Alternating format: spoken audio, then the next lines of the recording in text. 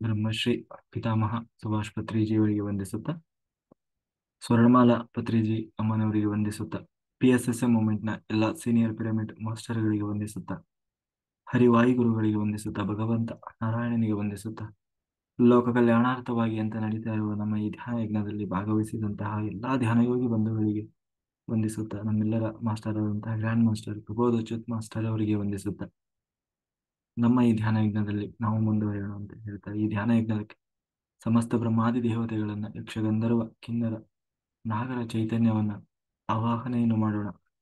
ಮೇಲಿನ ಲೋಕಗಳ ಎಲ್ಲ ಆಸ್ಟ್ರಲ್ ಮಾಸ್ಟರ್ಸ್, ಗ್ರ್ಯಾಂಡ್ ಮಾಸ್ಟರ್ಸ್ಗಳ, ಬ್ರಹ್ಮರ್ಷಿಗಳ ಚೈತನ್ಯವನ್ನ ಆವಾಹನೆಯನ್ನು ಮಾಡೋಣ. ಯಾರೆಲ್ಲ ಈ ಬ್ರಹ್ಮಾಂಡದಲ್ಲಿ ಎನ್ಲೈಟೆಡ್ ಮಾಸ್ಟರ್ಸ್ ಅಂತ ಇದ್ದಾರೆ, ಮೋಕ್ಷ ಜೀವಿಗಳು, ಅವರೆಲ್ಲರ ಚೈತನ್ಯವನ್ನು ಕೂಡ ನಮ್ಮ ಈ ಧ್ಯಾನ ಯಜ್ಞದಲ್ಲಿ ಆವಾಹನೆಯನ್ನು ಮಾಡೋಣ. ಸಪ್ತರ್ಷಿಗಳನ್ನ, ಸಪ್ತರ್ಷಿ ಪತ್ನಿಯರನ್ನ, ತ್ರಿಮೂರ್ತಿಗಳನ್ನ, ತ್ರಿಶಕ್ತಿಯರನ್ನ ಆವಾಹನೆಯನ್ನು ಮಾಡೋಣ.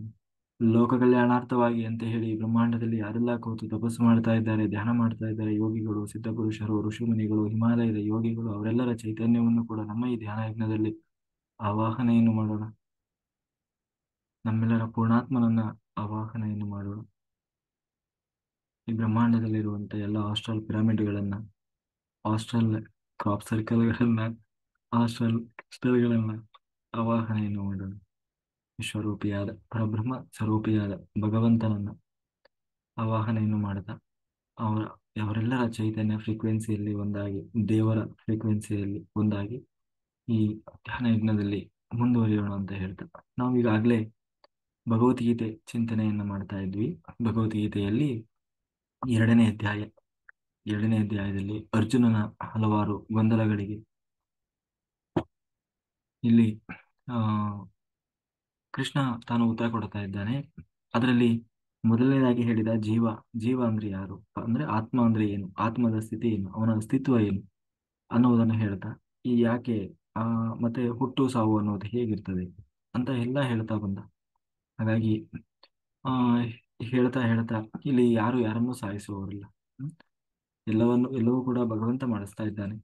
ಜೊತೆಗೆ ನಾವು ನಮ್ಮ ಪಾಲಿನ ಕರ್ತವ್ಯ ಧರ್ಮವನ್ನು ನಾವು ಮಾಡಬೇಕು. ಅಂದ್ರೆ ಇದನ್ನ ಯಾವುದನ್ನು ವೈಯಕ್ತಿಕವಾಗಿ ನಾವು ನೋಡಬಾರ್ದು.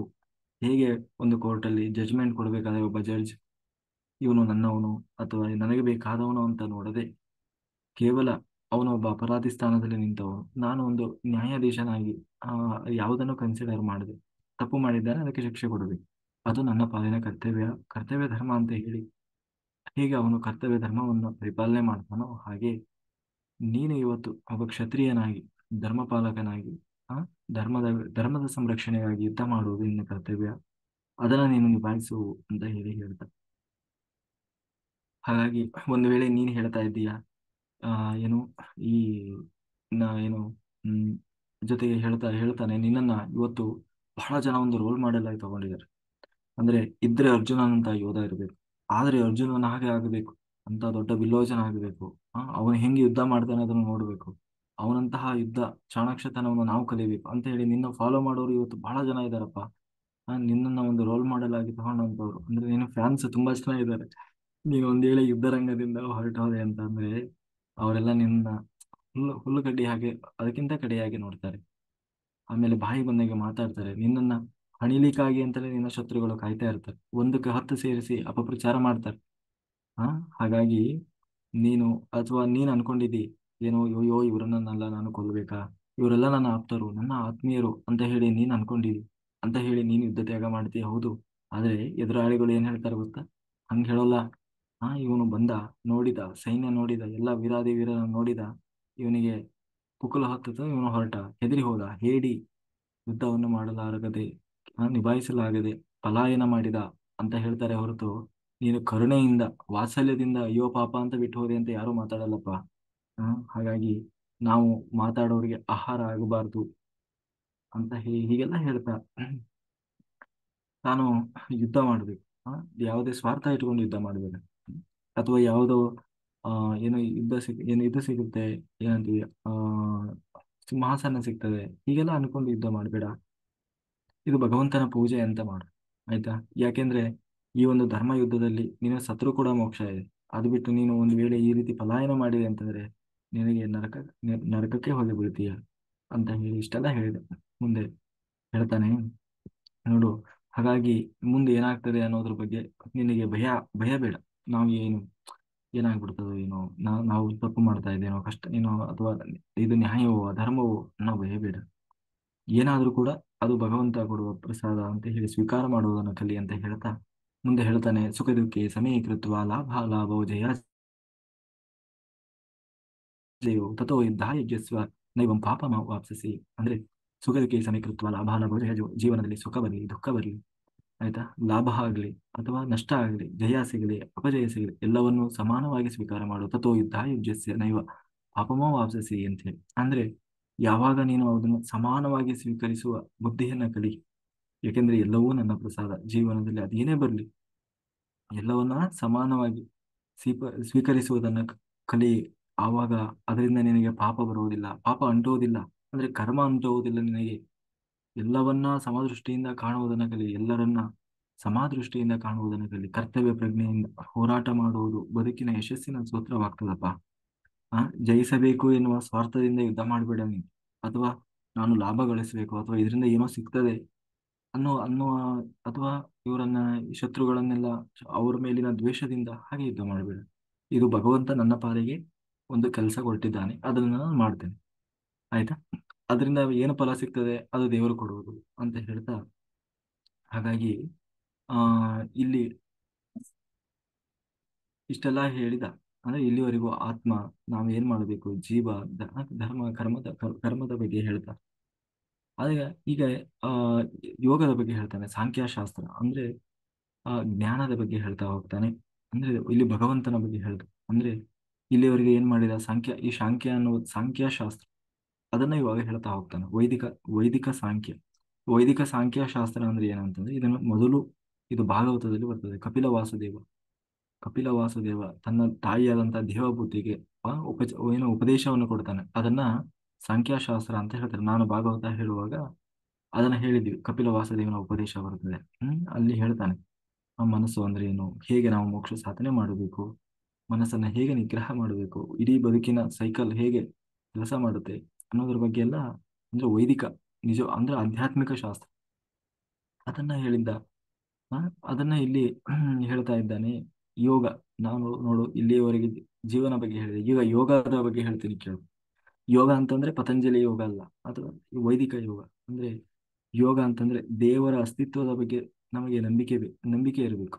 ಅಥವಾ ಮನಸ್ಸು ಯಾವುದೋ ಒಂದ್ರ ಮೇಲೆ ನಿರಂತರ ಏಕಾಗ್ರತೆ ಮಾಡೋದ್ರಿಂದ, ಅಥವಾ ಆ ಏನಂತೀವಿ, ಯಾವುದೋ ಒಂದು ವಸ್ತುವಿನ ಬಗ್ಗೆ, ಅಥವಾ ನಾವು ಏನೋ ಅಂತೀವಿ, ನಿರಂತರ ಒಂದು ಸಾಧನೆ ಮಾಡಿ ಒಂದು ಪವಾಡ ಸೃಷ್ಟಿ ಮಾಡೋದ್ರಿಂದ, ಪವಾಡ ಸೃಷ್ಟಿ ಮಾಡೋದು, ಅಥವಾ ನೀರಿನ ಮೇಲೆ ನಡೀತಾರಂತೆ.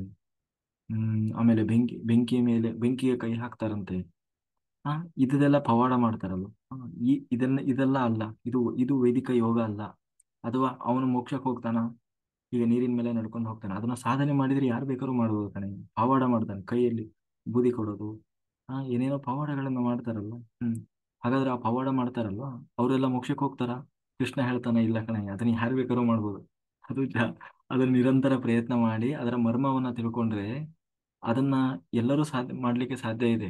ಹಾಗಾದ್ರೆ ಅವನಿಗೆ ಮೋಕ್ಷ ಸಿಗ್ತದ? ಅವನು ನನ್ನನ್ನ ಪಡೆದು ಬಿಡ್ತಾನ? ಇಲ್ಲ ಇಲ್ಲ, ಅವನು ನನ್ನನ್ನು ಪಡೆಯೋದಿಲ್ಲ ಕಣೆ.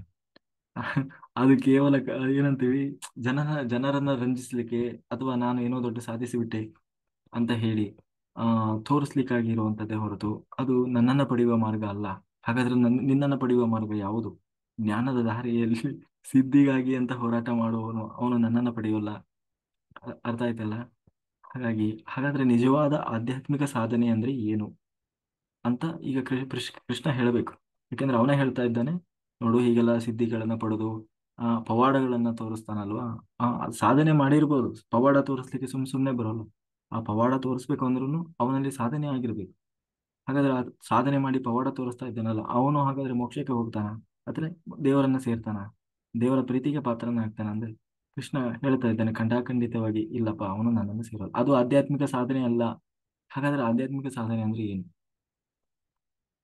ಅದನ್ನ ಸಾಧಿಸೋದಾದ್ರೆ ಹೇಗೆ? ಅದನ್ನ ಹೇಳ್ಬೇಕಲ್ವಾ ಈಗ. ಹಾಗಾಗಿ ಆಧ್ಯಾತ್ಮಿಕ ಸಾಧನೆ ಅಂದ್ರೆ ಏನಿಲ್ಲ ಕಣೆ, ನಿನ್ನ ಒಳಗೆ ನಾನೇ ಇದ್ದೀನಿ ಅಲ್ವಾ, ಅದನ್ನ ತಿಳಿಬೇಕು. ಕೇವಲ ಹೊರನೋಟದಿಂದ ಮಾಡೋದಲ್ಲ. ಅಂತಂದ್ರೆ ಅದಕ್ಕೆ ಹೇಳ್ತಾನೆ ಹೊರಗಿನಿಂದ ಮಾಡ್ತಾ ಇದ್ವಿ ಆಧ್ಯಾತ್ಮಿಕ ಅಂತಂದ್ರೆ ಏನಪ್ಪಾ ಅಂದ್ರೆ ಆಯ್ತು ಈಗ ಏನೋ ಪವಾಡ ಮಾಡೋದು ಬೇಡ ಅದು ಬೇಡ. ಹಾಗಾದ್ರೆ ಆಧ್ಯಾತ್ಮಿಕ ಅಂದ್ರೆ ಏನು? ನಾವೆಲ್ಲ ಮಾಡ್ತಾ ಇದೀವಿ, ಪೂಜೆ ಮಾಡ್ತಾ ಇದ್ವಿ, ಆ, ಪೂಜೆ ಮಾಡೋದು, ಮಂತ್ರ ತಂತ್ರ ಏನೇನೋ ಮಾಡ್ತಾ ಇದ್ದೀವಲ್ಲ. ಹಾಗಾದ್ರೆ ಅದು ಆಧ್ಯಾತ್ಮಿಕ ಮಾರ್ಗವಾ? ಕೃಷ್ಣ ಹೇಳ್ತಾ ಇದ್ದಾನೆ ಅದು ಅಲ್ಲ. ಅದರಿಂದ ಮೋಕ್ಷ ಪಡಿತೀಯ? ಹಾ, ಅದರಿಂದ ಮೋಕ್ಷ ಪಡೆಯಲ್ಲ. ಅದರಿಂದ ನನ್ನನ್ನ ಬಂದು ಸೇರಲ್ಲ ಕಣಯ್ಯ. ಯಾಕೆಂದ್ರೆ ಅದೆಲ್ಲ ಕೇವಲ ಇಲ್ಲಿಗೆ ನನ್ನನ್ನ ಬಂದು ಸೇರ್ಲಿಕ್ಕೆ, ಆ ಆಧ್ಯಾತ್ಮಿಕ ಮಾರ್ಗಕ್ಕೆ ಬರಲಿಕ್ಕೆ ಇರುವಂತಹ ಏನಂತೀವಿ ನಾವು ಈಗ, ಉದಾಹರಣೆಗೆ ಆ, ಒಂದು ರೀತಿ ದಾರಿ ಮಾರ್ಗ ಅಷ್ಟೇ. ಹಾಗಾದ್ರೆ ಅದನ್ನೆಲ್ಲ ಮಾಡಿ ನನ್ನನ್ನು ಪಡಿಲಿಕ್ಕೆ ಸಾಧ್ಯ ಇಲ್ಲ. ಹಾಗಾದ್ರೆ ಏನ್ ಮಾಡ್ಬೇಕಪ್ಪ ನನ್ನನ್ನು ಪಡಿಬೇಕು ಅಂದ್ರೆ? ಆ, ಈಗ ನೀನ್ ಹೇಳ್ತಾ ಇದ್ದಿ ಆ ಮಂತ್ರದಿಂದ ಆಗಲ್ಲ, ಮಂತ್ರ ಹೇಳಬೇಕು ಇತ್ಯಾದಿ. ಅಥವಾ ನಾವು ಹೇಳ್ತೇವೆ ಜಪ ಮಾಡಬೇಕು, ಮಂತ್ರ ಹೇಳಬೇಕು, ಸ್ನಾನ ಮಾಡಬೇಕು, ಮಡಿಯಾಗಿರ್ಬೇಕು, ಆಮೇಲೆ ಉಪವಾಸ ಮಾಡಬೇಕು, ಏನೇನೋ ಹೇಳ್ತಾರೆ. ಜಪ ತಪ ಅದು ಇಂಥ ಬಟ್ಟೆಯನ್ನೇ ಹಾಕಬೇಕು, ಮಡಿ ಬಟ್ಟೆಯನ್ನೇ ಹಾಕೋಬೇಕು, ಶಲ್ಯ ಪಂಚೆನೇ ಹಾಕೋಬೇಕು, ಹೀಗೆಲ್ಲ ಹೇಳ್ತಾರೆ. ಹಾಗಾದ್ರೆ ಇದರಿಂದ ದೇವರು ಸಿಗ್ತಾನ? ಕೃಷ್ಣ ಹೇಳ್ತಾ ಇದ್ದಾನೆ ಇಲ್ಲ ಇಲ್ಲ, ಅದರಿಂದ ಸಿಗದೆ. ಯೋಗ ಸಾಧನೆ ಮಾಡಬೇಕು. ಯೋಗ ಸಾಧನೆ ಅಂದ್ರೆ ಏನಪ್ಪಾ? ಅಂತರಂಗದ ಸಾಧನೆ ಇಲ್ಲದೆ ಕೇವಲ ಬಾಹ್ಯವಾಗಿ ನೀನು ವೇಷವನ್ನು ಧರಿಸಿ ನಾನು ಜಪ ಮಾಡ್ತೇನೆ ತಪ ಮಾಡ್ತೇನೆ ಅಂತಂದ್ರೆ ಅದು ಯೋಗ ಸಾಧನೆ ಅಲ್ಲ, ಅದು ಆಧ್ಯಾತ್ಮಿಕ ಸಾಧನೆ ಅಲ್ಲ. ಮತ್ತೆ ಇದೆಲ್ಲದರ ಮೂಲ ಯಾವುದು ಅಂತಂದ್ರೆ, ಇದೆಲ್ಲದ ಇರುವುದರ ಉದ್ದೇಶ ಏನು ಅಂತಂದ್ರೆ ನಿನ್ನ ಅಂತರಂಗದ ನಡೆ. ಅಂದ್ರೆ ಅಂತ ಅಂತರಂಗ ಅದು ಶುದ್ಧ ಆಗ್ಬೇಕು, ಅಲ್ಲಿ ಪ್ರಾಮಾಣಿಕತೆ ಇರಬೇಕು. ಆ ಅದು ಮುಖ್ಯ ಆಗ್ತದೆ. ಹೊರಗಡೆಯಿಂದ ನೀನು ಹೆಂಗಾದ್ರೂ ಇರು, ಹೊರಕ್ ಬಟ್ಟೆ ಎಲ್ಲಾದ್ರೂ ಇರು ಅಂದ್ರೆ ಹಾಗಿರ್ಬೇಕು ಅಂತಲ್ಲ. ಹೊರಗಡೆಯಿಂದ ತೋರ್ಪಡಿಕೆಗೆ ನೀನು ಯಾವ ವಸ್ತುವನ್ನು ಅಥವಾ ಯಾವುದನ್ನು ನ- ನೀನು ಆಚರಿಸಬೇಕಾಗಿಲ್ಲ. ಆಚರಿಸೋದು ತಪ್ಪು ಅಂತ ಹೇಳ್ತಾ ಇಲ್ಲ. ಇದೆಲ್ಲದರ ಹಿಂದೆ ಒಳಗೆ ಅಂತರಂಗ ಶುದ್ಧಿ ಯಾವಾಗ ಇರ್ತದೆ ಆಗ ನೀನು ಹೊರಗಡೆಯಿಂದ ಆಚರಿಸೋದಕ್ಕೆ ಅರ್ಥ ಇರ್ತದೆ. ಇಲ್ಲ ಅಂದ್ರೆ ಬರೀ ಬೂಟಾಟಿಕೆ ಆಗ್ತದೆ. ಅದರಿಂದ ನನ್ನನ್ನು ಸೇರ್ಲಿಕ್ಕೆ ಸಾಧ್ಯ ಇಲ್ಲ. ನೀನು ದೊಡ್ಡ ದೊಡ್ಡ ನಾಮ ಹಾಕಿಕೊಂಡ ಮಾತ್ರಕ್ಕೆ, ಆ ನೀನು ದೊಡ್ಡ ಮಂತ್ರ ಜಪ ತಪ ಮಾಡಿದ ಮಾತ್ರಕ್ಕೆ ನಾನು ಸಿಗುವವನಲ್ಲ, ಜಪಕ್ಕೆ ಸಿಗುವವನಲ್ಲ. ಮತ್ತೆ ನಿನ್ನ ಅಂತರಂಗದಲ್ಲಿ ನೀನು ಶುದ್ಧವಾಗಿದ್ರೆ, ಪ್ರಾಮಾಣಿಕವಾಗಿದ್ರೆ, ಆ, ಅಲ್ಲಿ ನೀನು ಧರ್ಮವನ್ನ ನಿಜವಾಗಲೂ ಅಂತರಂಗದಿಂದ, ಹೊರಗಡೆಯಿಂದ ಹೆಂಗಾದ್ರೂ ಇರು, ಅಂತರಂಗದಿಂದ ನೀನು ಚೆನ್ನಾಗಿದ್ದೆ ಅಂತ ಆದ್ರೆ ಆಗ ನಾನು ಸಿಗ್ತೇನೆ. ಆಗ ಮಾತ್ರ ನನ್ನನ್ನು ಪಡೀಲಿಕ್ಕೆ ಆ ಆಗ್ತದೆ ಅಂತ ಅಂತ ಹೇಳಿ ಹೇಳ್ತಾ ಇದ್ದಾನೆ. ಮುಂದೆ ಹೇಳ್ತಾನೆ ಇದು ಬಹಳ ಮುಖ್ಯ. ಹಾಗಾದ್ರೆ ಆಧ್ಯಾತ್ಮಿಕ ಸಾಧನೆ ಅಂದ್ರೆ ಒಳಗಡೆಯಿಂದ ಕರೆಕ್ಟ್ ಆಗಿರ್ಬೇಕು ಅಂತ ನೀನು ಹೇಳಿದೆ. ಹಾಗಾದ್ರೆ ಈಗ ನಾವು ಮಾಡ್ತೀವಪ್ಪ, ಈ ಜನ್ಮದಲ್ಲಿ ಎಷ್ಟೋ ಜನ್ಮ ಎತ್ತಿ ಬರುತ್ತೆ, ಈ ಜನ್ಮದಲ್ಲಿ ನಾವು ಸಾಧನೆ ಮಾಡ್ತೀವಿ. ಆದ್ರೆ ಎಲ್ಲರಿಗೂ ಒಂದೇ ಸಾರಿ ಮೋಕ್ಷ ಪಡಿಲಿಕ್ಕೆ ಆಗಲ್ಲ, ಅಥವಾ ಒಂದೇ ಜನ್ಮದಲ್ಲಿ ಪಡಿಲಿಕ್ಕೆ ಆಗೋಲ್ಲ. ಹ್ಮ್ ಅಥವಾ ಏನೋ ಸ್ವಲ್ಪ ಸಣ್ಣ ಪುಟ್ಟದ ಇದರಲ್ಲಿ ಅವನು ಸಾಧನೆ ಮಾಡ್ತಾನೆ. ಒಂದು ದಿನ ಹುಟ್ಟಿದ, ಆನಂತರ ಎಷ್ಟೋ ದಿನ ಅಧ್ಯಯನ ಮಾಡಿದ, ಸಾಧನೆ ಮಾಡಿದ, ವಯಸ್ಸಾಯ್ತು, ಕೊನೆಗೆ ಒಂದಿನ ಸತ್ತು ಹೋದ. ಆದ್ರೆ ಅವನಿಗೆ ಮೋಕ್ಷ ಸಿಗಲಿಲ್ಲ, ಅವನು ಮೋಕ್ಷಕ್ಕೆ ಹೋಗ್ಲಿಲ್ಲ. ಯಾಕೆಂದ್ರೆ ಅವನ ಸಾಧನೆ ಸಾಕಾಗ್ಲಿಲ್ಲ. ಮತ್ತೇನ್ ಮಾಡ್ತಾನೆ ಅವನು? ಮತ್ತೆ ಹುಟ್ಟಿ ಬರಲೇಬೇಕು, ಮತ್ತೆ ಹುಟ್ಟಿ ಬರ್ತಾನೆ ಅಲ್ವಾ? ಮತ್ತೆ ಹುಟ್ಟಿ ಬರ್ತಾನೆ. ಇದರಿಂದ ಏನು ಉಪಯೋಗ ಆಯ್ತಪ್ಪ? ಇಷ್ಟು ದಿವಸ ಸಾಧನೆ ಮಾಡಿದ್ದು ವ್ಯರ್ಥ ಆಯ್ತಲ್ಲ. ಈಗ ಇದೇ ಜನ್ಮದಲ್ಲಿ ಮೋಕ್ಷ ಸಿಕ್ತು ಅಂತ ಅಂದ್ರೆ ಇಷ್ಟು ದಿವಸ ಮಾಡಿದ್ದಕ್ಕೂ ಕೂಡ ಸಾರ್ಥಕ ಆಯ್ತು. ಆದ್ರೆ ಅದನ್ನ ಅವನು ಮಾಡ್ಲಿಲ್ಲ. ಮಾಡಿದ, ಜೀವನ ಪೂರ್ತಿ ಸಾಧನೆ ಮಾಡಿದ ಮಾಡಿದ ಮಾಡಿದ, ಕೊನೆಗೆ ಒಂದು ದಿನ ಸತ್ತು ಹೋದ. ಆದ್ರೆ ಮೋಕ್ಷ ಸಿಗ್ಲಿಲ್ಲ ಅವನಿಗೆ. ಮೋಕ್ಷ ಸಿಗ್ಲಿಲ್ಲ ಅಂದಾಗ ಏನಾಗ್ತಾನೆ? ಮತ್ತೆ ಹುಟ್ಟಿ ಬರ್ತಾನೆ. ಮತ್ತೆ ಹಿಂದಿನ ಜನ್ಮದಲ್ಲಿ ಮಾಡಿದ್ದು ವ್ಯರ್ಥ ಆಯ್ತಲ್ವಾ? ಅದಕ್ಕೆ ಕೃಷ್ಣ ಹೇಳ್ತಾನೆ ಇಲ್ಲ ಇಲ್ಲ, ಒಂದು ವೇಳೆ ಒಂದು ಜನ್ಮದಲ್ಲಿ ಬ್ರಹ್ಮ ಸಾಕ್ಷಾತ್ಕಾರ ಸಿಗದಿದ್ದರೂ ಕೂಡ ಆಗ ಮಾಡಿದ ಸಾಧನೆ ವ್ಯರ್ಥ ಅಲ್ಲ. ಕೃಷ್ಣ ಹೇಳ್ತಾ ಇದ್ದಾನೆ ಆಗ ಮಾಡಿದ ಏನು ಸಾಧನೆ ವ್ಯರ್ಥ ಅಲ್ಲ. ನೇಹಾದಿ ಕ್ರಮಾನ ಶೋಚಸ್ತಿ ಪ್ರತ್ಯವಾಯೋ ನ ವಿದ್ಯತೆ ಸ್ವಲ್ಪಮಪ್ಯಸ್ಯ ಧರ್ಮಸ್ಯ ತ್ರಾಯತೆ ಮಹತೋ ಭಯಾತ್. ಒಂದು ಜನ್ಮದಲ್ಲಿ ಬ್ರಹ್ಮ ಸಾಕ್ಷಾತ್ಕಾರಕ್ಕಾಗಿ ಏನು ಸಾಧನೆ ಮಾಡ್ತೀವಿ ಅದು ವ್ಯರ್ಥ ಅಲ್ಲ, ಖಂಡಿತವಾಗಿಯೂ ಅದು ವ್ಯರ್ಥ ಅಲ್ಲ. ಯಾಕೆಂದ್ರೆ ನಮ್ಮ ಜೀವನದಲ್ಲಿ ಈ ಐಹಿಕವಾಗಿ ಏನೇನೆಲ್ಲ ಗಳಿಸ್ತೀವಲ್ವ, ಧನ, ಏನಂತೀವಿ, ಹಣ, ಆಸ್ತಿ, ಅಂತಸ್ತು, ಕೀರ್ತಿ, ಎಲ್ಲವೂ, ಅದೆಲ್ಲವೂ ಕೂಡ ಎಲ್ಲಿವರೆಗೆ ಇರ್ತದೆ? ಈ ದೇಹ ಇರುವವರೆಗೆ ಇರ್ತದೆ. ಅಥವಾ ಅದು ಯಾವುದು ನಿನ್ನ ಜೊತೆಗೆ ಬರುವುದಲ್ಲ. ನೀನು ಏನೇ ಸಂಪಾದನೆ ಮಾಡಿ ಇಲ್ಲಿ ಅದನ್ನು ಕೊನೆಗೆ ಒಂದು ದಿನ ಇಲ್ಲಿ ಬಿಟ್ಟು ಹೋಗಲೇಬೇಕು. ಆದ್ರೆ ನಿನ್ನ ಜೊತೆಗೆ ನಿನ್ನ ಹಿಂಬಾಲಿಸಿ ಬರುವುದು ಏನು ಗೊತ್ತಾ? ನೀನು ಮಾಡಿದ ಆಧ್ಯಾತ್ಮಿಕ ಸಾಧನೆ. ಆಧ್ಯಾತ್ಮಿಕವಾಗಿ ನೀನು ಎಷ್ಟು ಎತ್ತರಕ್ಕೆ ಹೋದೆ ಅಥವಾ ಎಷ್ಟು ಕೆಳಗೆ ಬಿದ್ದೆ, ಅದು ಮಾತ್ರ ನಿನ್ನನ್ನು ಹಿಂಬಾಲಿಸಿಕೊಂಡು ಬರ್ತದೆ. ಹಾಗಾದ್ರೆ ಆ, ನಾವಿಷ್ಟು ದಿವಸ ಮಾಡಿದ ವ್ಯರ್ಥ ಅಲ್ವಾ ಅಂದ್ರೆ ಇಲ್ಲ ಇಲ್ಲ, ಅದು ವ್ಯರ್ಥ ಅಲ್ಲ. ಒಂದು ಜನ್ಮದಲ್ಲಿ ನೀನು ಏನು ಸಾಧನೆ ಮಾಡಿದೆ ಅದು ಯಾವತ್ತೂ ನಾಶ ಆಗೋಲ್ಲ. ಈ ಜನ್ಮದಲ್ಲಿ ಯಾವ ಮೆಟ್ಟಿಲು ಆಧ್ಯಾತ್ಮಿಕವಾಗಿ ನೀನು ಯಾವ ಮೆಟ್ಟಿಲನ್ನ ಹತ್ತಿದೆಯೋ ಮುಂದಿನ ಜನ್ಮದಲ್ಲಿ ಅದೇ ಮೆಟ್ಟಿಲಿನಿಂದಲೇ ನೀನು ಮುಂದುವರಿತೀಯ. ಅರ್ಥ ಆಯ್ತಾ? ಅಂದ್ರೆ ಈಗ ನೀನು 5ನೇ ಕ್ಲಾಸ್ವರೆಗೂ ಓದ್ತಿ. ಆ, ಪುನಃ ನೀವು ಯಾವ್ದೋ ಆ ಸ್ಕೂಲ್ ಬಿಟ್ಟು ನೀವು ಬೇರೆ ಸ್ಕೂಲಿಗೆ ಹೋದ್ರೆ ಮತ್ತೆ 1ನೇ ಕ್ಲಾಸಿಂದ ಸೇರಿಸ್ಕೊಳ್ಳಲ್ಲ ಅವರು, 6ನೇ ಕ್ಲಾಸಿಂದ ಸೇರಿಸ್ಕೊಂತಾರೆ ಅಲ್ಲ. ಹಾಗೆ ನೀನು ಆಧ್ಯಾತ್ಮಿಕ ಸಾಧನೆಯಲ್ಲಿ, ಮೋಕ್ಷ ಸಾಧನೆಯಲ್ಲಿ ಎಷ್ಟು ಮೆಟ್ಲು ಹತ್ತಿರ್ತೀಯೋ ಹಿಂದಿನ ಜನ್ಮದಲ್ಲಿ, ನೆಕ್ಸ್ಟ್ ಮುಂದಿನ ಜನ್ಮ ಆ ಎಲ್ಲಿ ನಿಂತಿದ್ದೆ ಅಲ್ಲಿಂದಲೇ ಶುರುವಾಗ್ತದೆ ಪುನಃ. ಹೊಸದಾಗಿಂದ LKG UKG ಅಲ್ಲ, ಎಲ್ಲಿಯವರೆಗೆ ನೀನು ಸಾಧನೆ ಮಾಡಿದ್ಯೋ ಅಲ್ಲಿಂದಲೇ ನಿನ್ನ ಆಧ್ಯಾತ್ಮಿಕ ಪ್ರಯಾಣ ಶುರುವಾಗ್ತದೆ. ಹಾಗಾಗಿ ನೀನು ಏನೇ ಎಷ್ಟೇ ಸಾಧನೆ ಮಾಡಿದ್ರು, ಅಯ್ಯೋ ಇದು ವ್ಯರ್ಥ ಆಯ್ತಲ್ವಾ ಅಂತ ನೀನು ಯೋಚನೆ ಮಾಡಬೇಕಾಗಿಲ್ಲ. ಹಾಗಾಗಿ ಹಾಗಾಗಿ ಈ ಕ್ಷಣದಲ್ಲೇ, ಈ ಕೂಡಲೇ ನೀನು ಆ ಸಾಧನೆ, ಆಧ್ಯಾತ್ಮಿಕ ಸಾಧನೆ ಮಾರ್ಗದಲ್ಲಿ ತೊಡಗು. ಅದರಲ್ಲಿ ಎಷ್ಟು ಸಾಧಿಸಿದರೂ ಅದು ಸಾರ್ಥಕವೇ.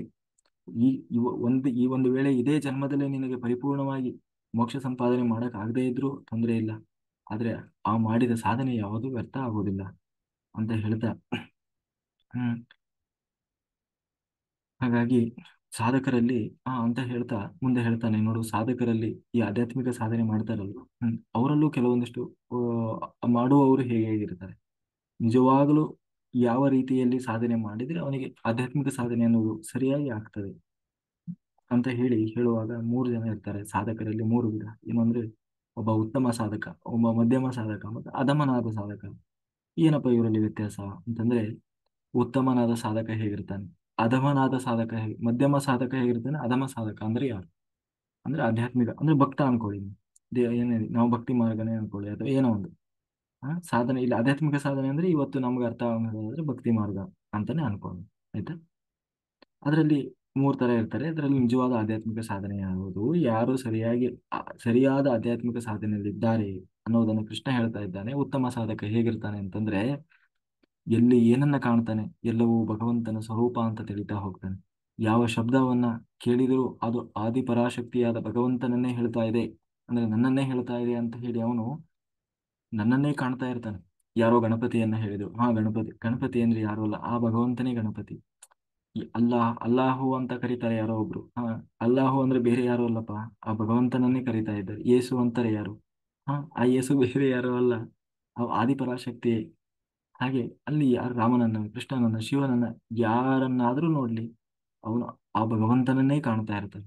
ಎಲ್ಲರಲ್ಲೂ ಚರಾಚರ ಜೀವರಾಶಿಯಲ್ಲೂ ಆ ಭಗವಂತನನ್ನೇ ಕಾಣ್ತಾ ಇರ್ತಾನೆ. ಅವನು ಉತ್ತಮ ಸಾಧಕ, ಅವನು ನಿಜವಾದ ಆಧ್ಯಾತ್ಮಿಕ ಸಾಧನೆಯಲ್ಲಿದ್ದಾನೆ. ಅವನು ಬೇಗ ಆಧ್ಯಾತ್ಮಿಕ ಸಾಧನೆ ಮಾಡ್ತಾನೆ, ಕೊನೆಗೆ ನನ್ನನ್ನೇ ಬಂದು ಸೇರ್ತಾನೆ.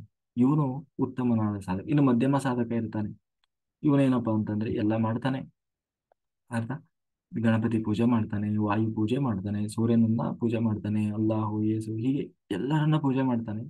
ಪೂಜೆ ಮಾಡಿ ಲಾಸ್ಟಿಗೆ ಏನ್ ಮಾಡ್ತಾನೆ ಅಂದ್ರೆ ಕೃಷ್ಣ ಅರ್ಪಣ ಮಸ್ತು ಅಂತ ಹೇಳಿ ದೇವರಿಗೆ ಸಮರ್ಪಣೆ ಮಾಡ್ತಾನೆ.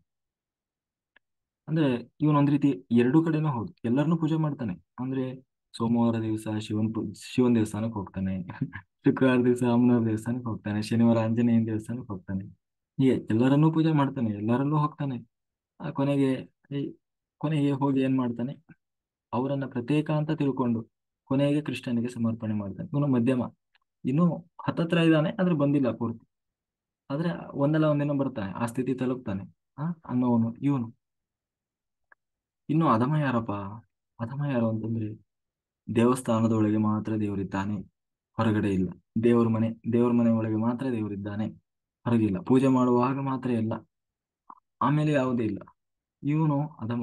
ಅಥವಾ ಇವನಲ್ಲಿ ಎಲ್ಲ ತೋರ್ಪಡಿಕೆ ಇರ್ತದೆ, ಸುಮ್ಮನೆ ಪೂಜೆ ಮಾಡುವಾಗ ಮಾತ್ರ ಬಹಳ ಶ್ರದ್ಧೆ, ಭಕ್ತಿ, ಏನು ಇವನು ಏನ್ ಬೇಕಾದ್ರೂ ಮಾಡ್ತಾನೆ.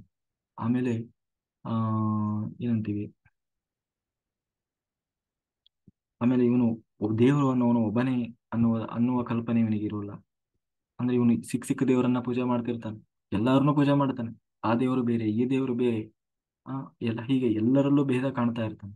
ಇವನು ಏನು ಭಕ್ತ ಇವನು ಅಲ್ಲ. ಇವನು ನಿಜವಾದ ಆಧ್ಯಾತ್ಮಿಕ ಸಾಧನೆಯಲ್ಲಿ ಇರುವವನಲ್ಲ. ಅಂದ್ರೆ ಎಲ್ಲರನ್ನೂ ಪೂಜೆ ಮಾಡ್ತಾನೆ, ಎಲ್ಲರೂ ಬೇರೆ ಅಂತ ತಿಳ್ಕೊಳ್ತಾನೆ. ದೇವರು ಅನ್ನೋನು ಒಬ್ಬನೇ ಇಲ್ಲ, ನೂರಾರು ಜನ, ಲಕ್ಷಾಂತರ ಕೋಟ್ಯಾಂತರ ಜನ ಇದ್ದಾರೆ ಅಂತ ತಿಳ್ಕೊಳ್ತಾನೆ. ಅವನು ಅಧಮನಾದ ಭಕ್ತ. ಹಾಗಾದ್ರೆ ತಿಳ್ಕೊಳ್ಳೋದಾದ್ರೆ ಹೇಗೆ ತಿಳ್ಕೊಳ್ಬೇಕಪ್ಪ? ಈಗ ಒಬ್ಬೊಬ್ರು ಒಂದೊಂದ್ ತರ ಹೇಳ್ತಾರೆ.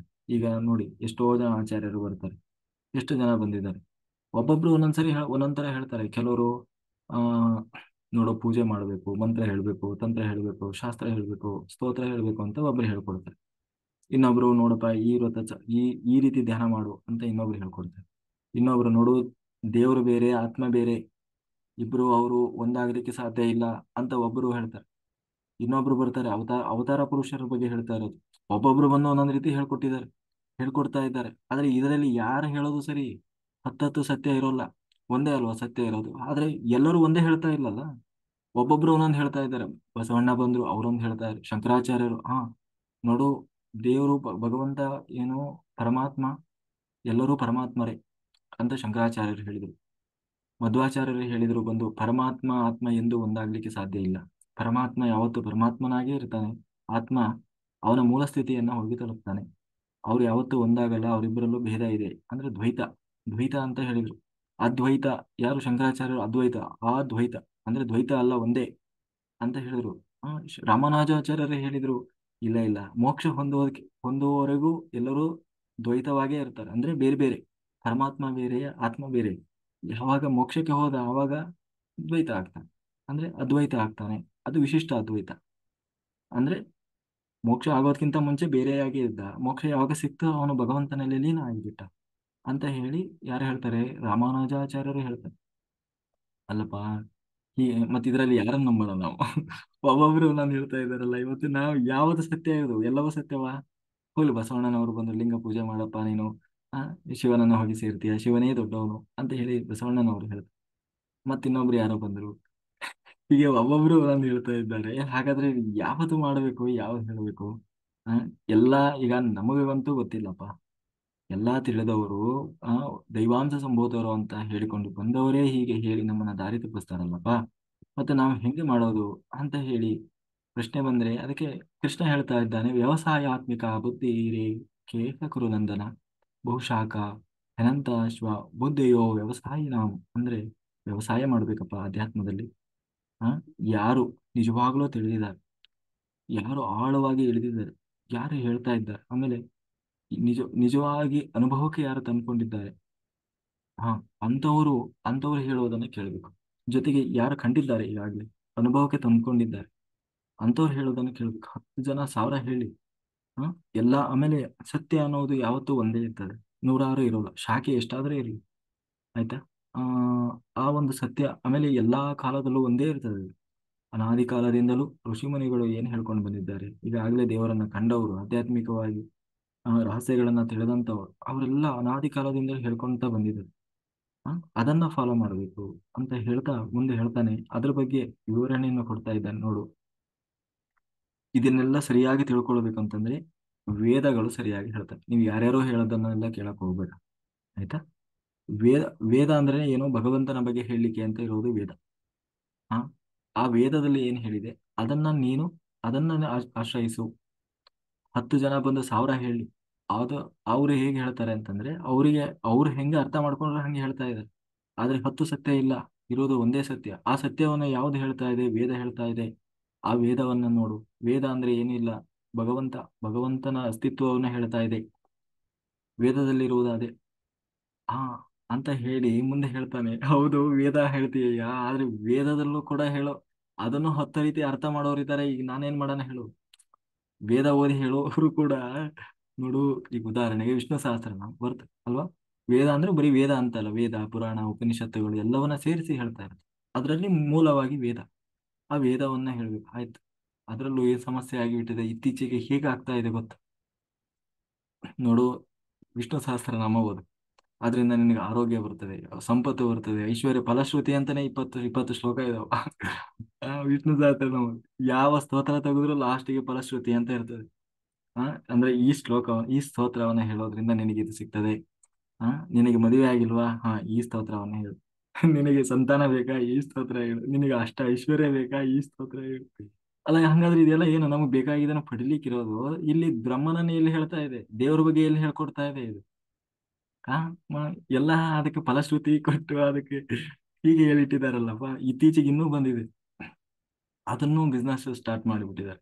ನಿಮಗೆ ಅತಿ ಶೀಘ್ರವಾಗಿ ಅದಾಗಬೇಕಾ? ಈ ಸ್ತೋತ್ರ ಹೇಳಿ, ಈ ಮಂತ್ರ ಹೇಳಿ, ಈ ಬೀಜಾಕ್ಷರ ಹೇಳಿ. ಇವತ್ತು ಟಿವಿ ಗಿವಿ ಎಲ್ಲ ನೋಡ್ತಾ ಇರ್ತೀವಿ ನಾವು, ಹೊಸ ಹೊಸ ಇನೋವೇಶನ್. ಆ ಹಂಗೆ ಇಲ್ಲಿ ಯಾರು ಭಗವಂತನ ಬಗ್ಗೆ ಯಾರು ಹೇಳ್ತಾ ಇದ್ರು? ಇದೇ ನಿಜವಾದ ಆಧ್ಯಾತ್ಮಿಕ ಸಾಧನೆ. ನೀನ್ ಹೇಳ್ತಾ ಇದ್ದೀವಿ ವೇದ ಓದು, ಉಪನಿಷತ್ತು ಓದು, ಹ ಅಂತ ಹೇಳಿ ಹೀಗೆ ಹೇಳ್ತಾ ಇದ್ದೀಯಲ್ಲಯ್ಯ ಅಂತ ಹೇಳಿದ್ರೆ ಅದಕ್ಕೆ ಹೇಳ್ತಾ ಇದ್ದಾನೆ ನೋಡು. ವೇದ ಅವರೆಲ್ಲ ಸರಿಯಾಗಿ ವೇದ ಓದಿಲ್ಲ, ತಿಳ್ಕೊಂಡಿಲ್ಲ. ವೇದವನ್ನ ಮೇಲಾರ್ಥದಲ್ಲಿ ತಿಳಿಬಾರದು. ವೇದ ಲೌಕಿಕ ವಿಷಯದ ಬಗ್ಗೆ ಹೇಳ್ತಾ ಇಲ್ಲ. ವೇದ ನನ್ನನ್ನ ತಿಳಿಸ್ತಾ ಇದೆ, ಆದ್ರೆ ಅವರು ಆಳವಾಗಿ ಇಳಿತಾ ಇಲ್ಲ. ವೇದವನ್ನ ಯಾವತ್ತು ಮೇಲ್ನೋಟದಲ್ಲಿ ಅರ್ಥದಲ್ಲಿ ಆ ಓದುವವರು ಓದುವವನು ಅವನು ನಿಜವಾದ ಏನು ವೇದವನ್ನ ಅರಿತವನಲ್ಲ. ಅವನು ತಪ್ಪು ತಪ್ಪಾಗಿ ಆ ಏನೋ ಅರ್ಥ ಮಾಡ್ಕೊಂಡಿದ್ದಾನೆ ಅಷ್ಟೇ ಅಲ್ಲ. ಒಂದು ವೇಳೆ ಹಾಗೆ ಅವನಿಗೆ ಜನರಿಗೆ ಹೇಳಿದ ಅಂತಂದ್ರೆ ಅವನು ನರಕಕ್ಕೆ ಹೋಗಿಬಿಡೋದು. ಅವನು ನಿಜವಾದ ಆಧ್ಯಾತ್ಮಿಕ ಸಾಧನೆಯಲ್ಲಿ ಇರುವವನಲ್ಲ. ನಿಜವಾದ ಜ್ಞಾನ ಅಂದ್ರೆ ಅದಲ್ಲ ಕಣಯ್ಯ. ಹಾಗಾಗಿ ವೇದದ ಅಂತರಂಗವನ್ನ ತಿಳಿಬೇಕು, ವೇದದ ಆಳಕ್ಕೆ ಇಳಿಬೇಕು. ಹೆಂಗೆ ಒಂದು ಸಮುದ್ರಕ್ಕೆ ಮೇಲೆ ಈಜುವವನು, ಆ ಮೇಲೆ ಈಜುವವನಿಗೆ ಅಥವಾ ಮೇಲೆ ಏನಂತೀವಿ ಶಿಕಾರಿ ಮಾಡೋವನಿಗೆ ಏನ್ ಸಿಗ್ತದೆ? ಮೇಲ್ಮೇಲೆ ಸಣ್ಣ ಸಣ್ಣ ಮೀನುಗಳು ಸಿಗ್ತದೆ. ಯಾರು ಆಳಕ್ಕೆ ಇಳಿತಾನೆ ಅವನಿಗೆ ಮುತ್ತು ರತ್ನ ವಜ್ರ ಅಥವಾ ಏನೇನೋ ಮುತ್ತು ರತ್ನಗಳು ಇರ್ತದಲ್ಲ, ಆ ಸಂಪತ್ತುಗಳು, ಹಾ ಅದು ಸಿಗ್ತದೆ ಎಲ್ಲಿ? ಆಳಕ್ಕೆ ಇಳಿದವನಿಗೆ. ಹಾಗೆ ವೇದವೂ ಕೂಡ ಬೇಕು ಅಂತಲೇ ಮೇಲಾರ್ಥದಲ್ಲಿ ಅದನ್ನು ಓದಬಾರದು. ಮೇಲಾರ್ಥ ಅಲ್ಲ, ಅದರ ನಿಜವಾದ ಆ ಅರ್ಥ ಮೇಲಿನ ಅರ್ಥದಲ್ಲಿ ಏನ್ ಹೇಳ್ತಾ ಇದೆ ಅದಲ್ಲ. ಆಳಕ್ಕೆ ಇಳಿಬೇಕು. ಆಳವಾಗಿ ಇಳಿದವನಿಗೆ ನಾನು ಸಿಗ್ತೇನೆ. ಆ ಆ ಆಳಕ್ಕೆ ಇಳಿಬೇಕು ಕಣಯ್ಯ, ಅಲ್ಲಿ ನಾನಿದ್ದೇನೆ. ಹಾಗಾಗಿ ಪ್ರತಿಯೊಂದು ಕೂಡ ಒಗಟಿನಂತ ಇರ್ತದೆ. ಪ್ರಾಚೀನ ಗ್ರಂಥಗಳು ಏನಿದ್ದಾವೆ ಪ್ರತಿಯೊಂದು ಒಗಟು. ಮೇಲ್ನೋಟಕ್ಕೆ ನೋಡಿದ್ರೆ ಏನೋ ಅದಕ್ಕೆ ಹೇಳ್ತಾರೆ ಮುಂದೆ ಉದಾಹರಣೆಗೆ. ಆ ಹಾಗಾಗಿ ಪ್ರತಿಯೊಂದು ಕಥೆಯು ಕೂಡ ಅದರ ಹಿಂದೆ ಆಧ್ಯಾತ್ಮಿಕ ರಹಸ್ಯ ಹೊಂದಿದೆ. ಮೇಲ್ನೋಟಕ್ಕೆ ಅರ್ಥ ಮಾಡ್ಕೊಂಡ ಅಂತಂದ್ರೆ ಅವನು ಪರಿಪಕ್ವ ಆಗಿಲ್ಲ ಅಂತ ಅರ್ಥ. ಉದಾಹರಣೆಗೆ ಪಾರ್ವತಿ, ಶಿವ ಪಾರ್ವತಿ ಒಂದು ದಿನ ಪಾರ್ವತಮ್ಮ ಸ್ನಾನ ಮಾಡಕ್ಕೆ ಅಂತ ಹೋದ್ಲು. ಅದಕ್ಕೆ ಏನ್ ಮಾಡಿದ? ಇವನು ಗಣಪತಿಯನ್ನು ನಿಲ್ಲಿಸಿದ್ರು. ಅರ್ಥ ಆಯ್ತಾ? ಶಿವ ಬಂದ, ನೋಡು ಬಿಡು ನನ್ನ ಹೆಂಡತಿ ಅಥವಾ ಹೋಗ್ಬೇಕು. ಇಲ್ಲ ಇಲ್ಲ, ಪಾರ್ವತಮ್ಮ ಹೇಳಿದ್ದಾರೆ ಒಳಗೆ ಯಾರನ್ನು ಬಿಡಬಾರದು ಅಂತ. ಅದಕ್ಕೆ ಶಿವನಿಗೆ ಸಿಟ್ಟು ಬಂತು. ಏನ್ ಮಾಡಿದ್ರು? ಅವನು ತ್ರಿಶೂಲದಿಂದ ಇರಿದ. ಪಾಪ ಅವನು ಸತ್ತು ಹೋದ, ಚೆಂಡು ಹೋಯ್ತು. ಆಮೇಲೆ ಬಂದು ಅದಕ್ಕಿಂತ ಮುಂಚೆ ಅವನನ್ನು ಮಾಡಿದ್ದು ಹೇಗೆ? ಪಾರ್ವತಮ್ಮ ಬೆವರು ತೆಗೆದು, ಅವಳ ಬೆವರನ್ನ ತೆಗೆದು ಒಂದು ಮೂರ್ತಿಯನ್ನು ಮಾಡಿ ಅದಕ್ಕೆ ಜೀವವನ್ನ ತುಂಬಿದ್ರು. ಆಯ್ತಾ? ಆ ಜೀವವನ್ನ ತುಂಬಿ ಅವನನ್ನ ಕೂರಿಸಿದ್ರು. ಅವನ ಗಣಪತಿ ಅಂತ ಆದ. ಅವನ ರಕ್ಷಣೆಗೆ ಅಂತ ನಿಲ್ಸಿದ್ಲು ಕಾವಲುಗಾರನಾಗಿ. ಶಿವ ಬಂದು ಚೆಂಡ ಹಾರಿಸಿದ. ಆಮೇಲೆ ಪಾರ್ವತಮ್ಮ ಕೋಪ ಮಾಡ್ಕೊಂಡ್ರು, ಸಿಟ್ಟು ಮಾಡಿದ್ರು. ಅದಕ್ಕೆ ಏನ್ ಮಾಡಿದ ಶಿವ? ಪುನಃ ತಾನು ಉತ್ತರ ದಿಕ್ಕಿ ಆದೇಶ ಮಾಡ್ತಾನೆ. ಉತ್ತರ ದಿಕ್ಕಿನಲ್ಲಿ ಯಾವ ಯಾವ ಪ್ರಾಣಿ ಮಲಗಿರ್ತದೋ ಅಥವಾ ಯಾರಿರ್ತದೋ ಅವರ ತಲೆ ತಗೊಂಡು ಬನ್ನಿ. ಉತ್ತರ ದಿಕ್ಕಿಗೆ ಹೋದ್ರು, ಅಲ್ಲಿ ಒಂದು ಆನೆ ಮಲಗಿತ್ತು. ಅದನ್ನ ಚೆಂಡು ತಗೊಂಡು ಬಂದ್ರು, ಕೂರಿಸಿದ್ರು. ಆಮೇಲೆ ಅವನನ್ನ ವಿಘ್ನ ವಿನಾಶಕ ಅಂತ ಹೇಳಿ ಇಟ್ರು. ಆಮೇಲೆ ಅವನಿಗೆ ಆಮೇಲೆ ಅವನಿಗೆ ಪ್ರತಿಯೊಂದು ಕೂಡ ಅವನಿಗೆ ಏನಂದ್ರೆ ಪ್ರಥಮ ಪೂಜೆ ಅಂತ ಹೇಳಿಕೊಟ್ರು. ಅವನಿಗೆ 21 ಮೋದಕ ಅರ್ಪಣೆ ಮಾಡಿದ್ರು, 21 ರೀತಿಯ ಹೂಗಳನ್ನ ಅರ್ಪಣೆ ಮಾಡಿದ್ರು. ಏನ್ ಮಾಡಿದ್ರು? 21 ಅಲ್ಲ, ಇದ್ರ ಅರ್ಥ ಏನು? ಹಾಗಾದ್ರೆ ಈ ದೇವತೆಗಳು ಹೀಗೆ ಎಲ್ಲ ಮಾಡ್ತಾರೆ, ಒಬ್ಬರನ್ನ ಚೆಂಡ ಹಾರಿಸೋದಂತೆ, ಬರೀ ಬಿಡ್ಲಿಲ್ಲ ಅನ್ನೋದಕ್ಕೇನೆ ಅವ್ರನ್ನ ಇದ್ ಮಾಡೋದಂತೆ ಅಂತ ಹೇಳಿ. ಇದು ಮೇಲ್ನೋಟದ ಅರ್ಥ. ಆದ್ರೆ ಇದು ಅದರ ಅರ್ಥ ಅಲ್ಲ. ಇದು ಕೇವಲ ಏನಂತೀವಿ ದಾರಿ ತಪ್ಪಿಸುವ ಕಥೆ ಇದು. ಅಂದ್ರೆ ಮೇಲ್ನೋಟದಲ್ಲಿ ನಾವು ನೋಡಿದ್ರೆ ಇದು ದಾರಿ ತಪ್ಪಿಸುವ ಕಥೆ. ಆದ್ರೆ ನಿಜವಾದ ಆಧ್ಯಾತ್ಮಿಕದಲ್ಲಿ ಇದ್ದವನು, ನಿಜವಾದ ಜ್ಞಾನಿ ಅದರ ಆಳಕ್ಕೆ ಇಳಿಬೇಕು. ಅದರ ಹಿಂದೆ ಒಂದು ದೊಡ್ಡ ಆಧ್ಯಾತ್ಮಿಕ ರಹಸ್ಯ ಇದೆ. ಆ ರಹಸ್ಯ ಏನು ಅಂತಂದ್ರೆ, ಇಲ್ಲಿ ಶಿವ ಅಂದ್ರೆ ಯಾರು? ಶಿವ ಮನಸ್ಸಿನ ಅಧಿಪತಿ, ಮನಸ್ಸಿಗೆ ತತ್ವಾಭಿಮಾನಿ ದೇವತೆ ಯಾರು? ಶಿವ. ಇನ್ನು ಪಾರ್ವತಿ ಯಾರು? ಅವಳು ವಾಕ್ ದೇವತೆ, ಮನಸ್ಸಿನಲ್ಲಿ. ಹಾಗಾಗಿ ಶಿವಶಕ್ತಿ ಅಂತಂದ್ರೆ ಏನು? ನಮ್ಮ ಮನಸ್ಸಿನಲ್ಲಿ ಏನು ಆಲೋಚನೆ ಬರ್ತದೋ ಹಾ ಆ ಆಲೋಚನೆಯೇ ಧ್ವನಿಯ ರೂಪದಲ್ಲಿ ಬರ್ತದೆ. ಅಂದ್ರೆ ಬಾಯಿ ಅಂದ್ರೆ ಏನು ಶಬ್ದ, ಮಾತು, ನಾಲಿಗೆಯ ಮೂಲಕ, ಶಬ್ದದ ಮೂಲಕ ಬರ್ತದೆ. ಆ ಶಬ್ದ ಹೇಗೆ ಬರ್ತದೆ? ನಾವು ಏನು ಆಲೋಚನೆ ಮಾಡ್ತೇವೋ ಮನಸ್ಸಿನಲ್ಲಿ, ಹಾ ಅದು ಹೊರಗೆ ಬರ್ತದೆ. ಹಾಗೆ ಹೊರಗೆ ಬರಬೇಕಾದ್ರೆ ಅದು ಕೇಳಿಸ್ಬೇಕು ಅಂತಂದ್ರೆ ಏನ್ ಬೇಕು? ಗಾಳಿ ಬೇಕು, ಗಾಳಿ ಅಥವಾ ಆಕಾಶ. ಆ ಆಕಾಶ ಗಾಳಿಯ ಅಧಿಪತಿ ಯಾರು? ಅದು ಗಣಪತಿ. ಇಲ್ಲಿ ಪಾರ್ವತಿ ತನ್ನ ಮೈಯಿಂದ ಮಣ್ಣನ್ನ ತೆಗೆದು ಗಣಪತಿಯನ್ನ ನಿರ್ಮಿಸಿದಳು ಅಂತಂದ್ರೆ ಅದರ ಅರ್ಥ ಏನು ಅಂತಂದ್ರೆ, ಅದು ಈ ಏನಂತೀವಿ ಪಂಚಭೂತಗಳ ಪ್ರತೀಕ ಅದು. ಗಣಪತಿ ಅಂದ್ರೆ ಆಕಾಶ. ಆಕಾಶ ತಾನು ಇದರಲ್ಲಿ ಸ್ಪ್ರೆಡ್ ಆಗಿದೆ ಅಲ್ಲ, ಅಂದ್ರೆ ಎಲ್ಲಾ ಕಡೆ ಹಬ್ಬಿಕೊಂಡಿದೆಯಲ್ಲ. ಆ ಆಕಾಶಕ್ಕೆ ಅಧಿಪತಿ ಗಣಪತಿ. ಅವನ ಸ್ಥಾನ 21ನೇ ಸ್ಥಾನ. ಹಾಗಾಗಿ ಅವನಿಗೆ 21 ಇದನ್ನ ಕೊಡೋದು. 21 ಅಂತಂದ್ರೆ ಏನು? ಅಂತಂದ್ರೆ ಅದಕ್ಕಾಗಿ ಅವನಿಗೆ ಮೋದಕವನ್ನ 21 ಮೋದಕ, 21 ಪ್ರತಿಯೊಂದನು ನಮಸ್ಕಾರ, 21 ಪ್ರದಕ್ಷಿಣೆ. ಹ ಅಂತಂದ್ರೆ 5 ಅಂತಃಕರಣಗಳು, 5 ಜ್ಞಾನೇಂದ್ರಿಯಗಳು, 5 ಕರ್ಮೇಂದ್ರಿಯ, 5 ತನ್ಮೇಂದ್ರಿಯಗಳು, ಶಬ್ದ, ಸ್ಪರ್ಶ, ರೂಪ, ರಸ, ಗಂಧ, ಮತ್ತೆ ಜೊತೆಗೆ 5 ಪಂಚಭೂತಗಳು, ಆಕಾಶ, ಗಾಳಿ, ಬೆಂಕಿ, ನೀರು, ಇವೆಲ್ಲದರ ಪ್ರತೀಕ. ಕೊನೆಗೆ ಅವನ ಸ್ಥಾನವೂ ಕೂಡ 21ನೇ ಸ್ಥಾನ. ಹಾಗಾದ್ರೆ ಮೊದಲಿನ ಯಾರ್ಯಾರು ಸ್ಥಾನ? ಬ್ರಹ್ಮ ಮೊದಲನೇ ಸ್ಥಾನದಲ್ಲಿರ್ತಾನೆ. ಅಂದ್ರೆ ಭಗವಂತನನ್ನ ಬಿಟ್ಟು ಉಳಿದ ದೇವತೆಗಳು. ಬ್ರಹ್ಮ 2ನೇ ಸ್ಥಾನದಲ್ಲಿ, ವಾಯು, ಆಮೇಲೆ ಗರುಡ, ಶೇಷ, ರುದ್ರ, ಇಂದ್ರ, ಕಾಮ, ಅಹಂಪ್ರಾಣ, ಅನಿರುದ್ಧ, ಸ್ವಯಂಭುವಮನು, ಬೃಹಸ್ಪತಿ, ದಕ್ಷ ಪ್ರಜಾಪತಿ, ಪ್ರವಾಹವಾಯು, ಚಂದ್ರ, ಸೂರ್ಯ, ಯಮಧರ್ಮ, ವರುಣ, ವೈನಿ, ಮಿತ್ರ, ನಿರಋತಿ. ಒಟ್ಟು 20 ಜನ ಆದ್ರು. 21ನೇ ಸ್ಥಾನದಲ್ಲಿ ಗಣಪತಿ ಬರ್ತಾನೆ.